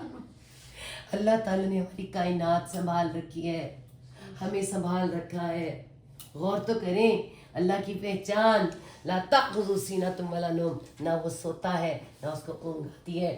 لہ ما فی السماوات و ما فی الارض, جو کچھ بھی ہے اس زمین میں اور آسمان میں, چاہے وہ چھوٹا ہے بڑا ہے, وہ سب اسی کا ہے, سب اسی کا ہے. من ذا الذی یشفع عندہ الا باذنہ, سوال ہے کون ہے جو اس کی اجازت کے بغیر آ کے شفاعت کرتے. شفاعت کیا چیز ہوتی ہے؟ کسی کی سفارش کرنا. سفارش کب کروائی جاتی ہے؟ جاؤ سفارش کر دو, میرا بچہ اتنا لائق ہے. سامنے والے کو نہیں پتا, مگر وہ مجبوراً سفارش کر دے گا, اس کو جواب دے دو. اللہ تعالیٰ کہتا ہے یعلم ما بین ایدیہم وما خلفہم, میں جانتا ہوں تمہارے آگے کیا ہے پیچھے کیا ہے. کون وکیل بنے گا, کون سفارش لائے گا, کس کی سفارش چلے گی؟ میں نے بٹھا چھوڑے ہیں اپنے کارندے بھی, وہ بھی لکھتے ہیں تو ان کے بغیر بھی میں جانتا ہوں یہ تو میں نے تمہارے لیے بچھائے ہیں, تسی مننا ہی نہیں, یہ تو تمہارے لیے لکھ رہے ہیں کاغذات. اینڈ پہ بھی یہی عالم ہے. اللہ تعالیٰ نے کہا ہے نا سورۃ کاف میں, جب تجھے ملے گا نا پڑھ اپنا اعمال نامہ سورۃ بنی اسرائیل میں, وہ کہیں گے یہ کیسی کتاب ہے, اس نے تو کوئی نہ کبیرتن نہ صغیرتن کچھ چھوڑا ہی نہیں, کہتے سارا کچھ لکھ چھڑ, ہائے اللہ کچھ تو چھوڑ دینا. تو اللہ تعالیٰ کہتا ہے میں پھر بھی سب کچھ جانتا ہوں, یہ تو کاغذات تمہارے لیے تیار کر رہا ہوں کتاب نہ. یعلم ما بین ایدیہم وما خلفہم, جو آگے پیچھے کر کے کون کرے گا سفارش, جس کو سفارش کرا رہے اس کو تو پتہ ہی نہیں کہ تجھے کی کر کیا اتارا ہے, مجھے تو سارا پتہ ہے کہ تم کر کے کیا آ رہے. تو اللہ تعالیٰ کا سوال ہے من ذا الذی یشفع عنده الا باذنہ یعلم ما بین ایدیہم وما خلفہم ولا یحیطون بشیء من علمہ الا بما شاء. ساتھ ہی اللہ تعالیٰ کہہ رہے ہیں علم, جس کو تم کہہ رہے ہو نا سفارش کے لیے, اس کو علم کوئی نہیں, اتنا علم جو میں نے دیا ہے, ہر ایک کو اتنا علم جتنا میں نے دیا, سارا علم تو اس کے پاس ہے, جس کو میں چاہتا ہوں اتنا دیتا ہوں. ایک سائنسدان پوری زندگی کھپ کھپ کے تب اس کو پتہ چلتا ہے کہ اتنا سا علم اس کو مل جاتا ہے. سب کے سر پہ گرا ہوگا سیب, نیوٹن کو بھی پتہ چلا, اللہ نے کہا تھا, اللہ تعالیٰ کی مرضی تھی نیوٹن کو پتہ چلے کہ زمین کی گریوٹی ہوتی ہے. بس جس کو اللہ چاہے اس کو دیتا ہے, جتنا چاہے اس کو دیتا ہے. واسع کرسی السماوات والارض, اس کی کرسی, کرسی کیا ہوتی ہے, اپنی کرسی کوئی چھوڑتا ہے, نہ سانس بھی نہیں چھوڑتی. جس کی کرسی ہے وہ کرسی بڑی پیاری ہوتی, کرسی حکومت ہوتی ہے, اس کی تو حکومت آسمان اور زمین کے چھوٹی سی نہیں, تمہاری چھوٹے سے گھر کے اوپر ہوتی ہے, تمہاری چھوٹی سی جگہ پر ہوتی ہے, تم ایسے اکڑے پھرتے ہو. اس کی تو حکومت ہی زمین آسمان کی, وہ بہت بڑی ہستی, بہت بڑی ہستی, اور اتنی بڑی اس کی کرسی, اتنی بڑی حکومت, اور اس کو سنبھال کے وَلَا يَعُودُ حِفْظُهُمَا, اس کو تھکاتی نہیں ہے. تم تھک جاتے, تمہیں گرمی بھی لگتی ہے, تمہیں بندے بھی رکھے ہوئے ہیں, ہے نا, کوئی پنکھا بھی جھل دے, کوئی چین بھی آ جائے, سکون بھی آ جائے, تو اس کو تھکتا نہیں. ہمیں اپنے آپ سے دیکھنا چاہیے. ہم گھر کی ملکہ ہوتی ہیں, ایک گھر ہمارا ہے, کام کر کے تھک جاتی ہیں اور پھر چڑچڑی ہو جاتی ہیں, بدتمیزی بھی کرتی ہیں, غصہ بھی آتا ہے, تھک کے سو بھی جاتی ہیں. اللہ کہتا ہے تم چھوٹے سے گھر کی مالک ہو, اور میں زمین آسمان کائنات سب کا مالک ہوں, اور اس کو سنبھال کے وہ تھکتا بھی نہیں. وَهُوَ الْعَلِيُّ الْعَظِيمُ, اور وہ بہت اعلیٰ بلندتا ہے, بڑی عظمت والا ہے. تو یہ ہے آیت الکرسی, جو کہ بڑی فضیلت والی آیت ہے, جس کے بارے میں آپ کو میں بتا دوں کہ ایک حدیث آتی ہے ابو ہریرہ رضی اللہ عنہ کی. ابو ہریرہ رضی اللہ عنہ کو اللہ کے وسلم نے بیت المال کے اوپر کیا کہتے ہیں اس کو, نگران مقرر کر دیا کہ رکھوالی کرنی ہے. اور ہماری طرح چیزیں نہیں ہوتی تھیں, اونٹ ہوتے تھے اور بکریاں اور چیزیں ہوتی تھیں. تو وہ رات کو جب بیت المال کی رکھوالی کر رہے تھے تو ایک چور آ گیا. اب حضرت ابو ہریرہ کہتے ہیں کہ چور کو میں نے پکڑ لیا, چور نے دہائیاں مچا دی, نکے نکے بچے میں نے چھڑ دیو. اب ان کی دہائی میں حضرت ابو ہریرہ آ گئے تو انہوں نے چھوڑ دیا. اللہ نے صبح فجر کے بعد پوچھا, ابو ہریرہ تمہارے چور کا کیا بنا؟ ابو ہریرہ کہتے ہیں اللہ کے وسلم وہ دراصل اس نے شور ہی کیا تو میں نے کو چھوڑ دیا. اللہ نے آ جائے تو چھوڑنا نہیں. تو اگلے دن دوبارہ آیا, دوبارہ آ گیا وہ, ظاہر اللہ نے فرمایا تو آنا تھا. ابو ہریرہ بھی بڑے بی اویئر تھے کہ آج بھی آئے گا, اگر آج بھی آئے گا, آ گیا, پھر پکڑ لیا. انہوں نے پھر رولا گولا ڈالنا شروع کر دیا, اتنا چیخا, پھر حضرت وغیرہ کو ترس آ گیا, پھر چھوڑ دیا. اللہ نے پھر نیکسٹ ڈے پوچھا, ابو ہریرہ تمہارے چور کا کیا بنا؟ کہتے ہیں اللہ کے وسلم آج اگر آئے نا نے چھوڑنا ہے. اللہ نے کہ آئے گا چھوڑی نا. آ گیا, پکڑ لیا, اور چور کو بھی پتا تھا کہ یہ صحابہ کرام ہیں, ان کو علم کی بڑی ضرورت ہے. لالچ بھی کیا دیا, تو میرے پاس ایسی بات بتاؤں گا جو تمہیں پتہ ہی نہیں ہوگی, ایسا علم دوں گا جو تمہیں پتہ ہی نہیں ہوگا, پھر چھوڑ دے گا مجھے. ابو ہریرہ تو ویسے ہی علم کے دیوانے تھے. 8 ہجری میں ایمان لے کر آنے والے ابو ہریرہ, ہماری حدیث کا آدھے سے زیادہ حصہ ابو ہریرہ کے ساتھ روایت کرتا ہے. کتاب الایمان میں آتا ہے کہ اللہ سے فرماتے ہیں کہ اے اللہ کے وسلم میں کچھ یاد کرتا ہوں, میں بھول جاتا ہوں. سب کچھ چھوڑ چھاڑ کے اصحاب صفہ میں موجود. اللہ نے فرمایا کہ اے ابو ہریرہ اپنی چادر تو کھولو ذرا. ان نے چادر پھیلائی, اللہ کے وسلم نے ایسے ہاتھوں سے اٹھا کے غائبانہ طور پہ کچھ ڈالا, فرمایا اے ابو ہریرہ اپنے اوپر لپیٹ لے اور آج کے بعد تو کچھ بھولے گا نہیں. یہ شان ہے ہمارے صحابہ کرام. تو ابو ہریرہ تو پھر علم کے دیوانے تھے نا, کہنے لگے بتا میں تجھے چھوڑ دوں گا, وعدہ بھی کر لیا. اس نے کہا دیکھ جب تجھے حفاظت کرنی ہوتی ہے نا کسی چیز کی, آیت الکرسی پڑھا کر. آیت الکرسی ہونا تو وہاں چور نہیں آتے, کوئی بھی نہیں آ سکتا. اب کہنے لگے یہ تو بڑی اچھی بات بتائی ہے. تب اللہ کے پاس جب پہنچے فرمایا اے اللہ کے وسلم چور آیا تھا پر مجھے بڑی مزے کی بات بتا کے گیا, اتنا اچھا علم دے کر گیا. اس نے مجھے بتایا کہ آیت الکرسی ہے. تو اللہ نے فرمایا تجھے پتہ ہے وہ کون تھا؟ وہ شیطان تھا, وہ تجھے بتانے آیا تھا کہ آیت الکرسی کی فضیلت کیا ہے. ہم بھی اس کے سامنے فیل, جنات بھی فیل. تو ہمیں آیت الکرسی حفاظت کے لیے جنوں سے, انسانوں سے, ہر ایک چیز سے حفاظت کے لیے آیت الکرسی, اس کی اس رب کی فضیلت اس کے اندر. تو یہ فضیلت ہے ہمارے آیت الکرسی کی یہ. اور اس کے بعد اس رکوع کو کمپلیٹ کر لیں, لا اکراہ فی الدین, کہ کراہت, کراہ کہتے ہیں کراہت کو, مجبوری, زبردستی. دین میں زبردستی نہیں, اس کی دو وجوہات جو دو ایک تفسیر میں آتا ہے. ایک تو یہ کہ دین جو ہے نا, دین زبردستی نہیں پھیلایا, کسی کو تلوار رکھ کے نہیں کہا کہ تم مسلمان ہو جاؤ, اور نہ ہی آپ زبردستی کسی کو مسلمان کر سکتے ہیں, کیونکہ یہ کام عیسائیوں نے کیا تھا. زبردستی عیسائی بناتے تھے دوسروں کو, لیکن یہودی تو کرتا ہی نہیں. عیسائیوں نے یہ کام کیا, ہمیں منع فرما دیا کہ زبردستی تو ایمان لانے والا ہی, دین زبردستی نہیں دیا جا سکتا. یہ بڑی اعلیٰ چیز ہے, ٹھیک ہے. جو کلمہ ہے نا اس کی بڑی قدر ہے, جو پڑھتا ہے اس کو پتہ ہے, دل سے پڑھ, اپنی مرضی سے پڑھ. ہاں دوسری بات آتی لا اکراہ فی الدین سے. لوگوں نے یہ حضرت ابوبکر کے زمانے میں جب یہ بات پتہ چلی کہ آپ دین پہ کراہت نہیں, آپ کسی کو مجبور نہیں کر سکتے, تو آپ کسی کو نماز پڑھنے کے لیے مجبور نہیں کر سکتے. حالانکہ قرآن میں کیا لکھا ہے, اقیموا الصلاۃ, نماز قائم کرو, شریعت قائم کرو, پوری المائدہ آئے گی. تو وہ جو دین قائم کرنا ہے وہ تو چاہے کوئی مجبور ہو کچھ ہو کرنا ہے. 7 سال کی عمر میں بچے کو نماز کا حکم دینا تھا, 10 سال کی عمر میں اللہ نے کس کو زبردستی نماز پڑھا, ٹھیک ہے. دین زبردستی قائم کرنا ہے, کسی کو مسلمان نہیں بنانا, کسی کو دین زبردستی دینا نہیں ہے, لیکن دین اپنے گھروں میں, اپنے معاشرے میں, اپنے یہاں پہ قائم کرنا ہے, ٹھیک ہے. ہم یہ نہیں کہتے, آج ہمارا جملہ ہمیں زیادہ پتہ ہے, ہم ہر ایک کا پرسنل معاملہ ہے. دین پرسنل معاملہ نہیں ہے, دیٹس ناٹ پرسنل معاملہ, یہ امت مسلمہ کا معاملہ ہے.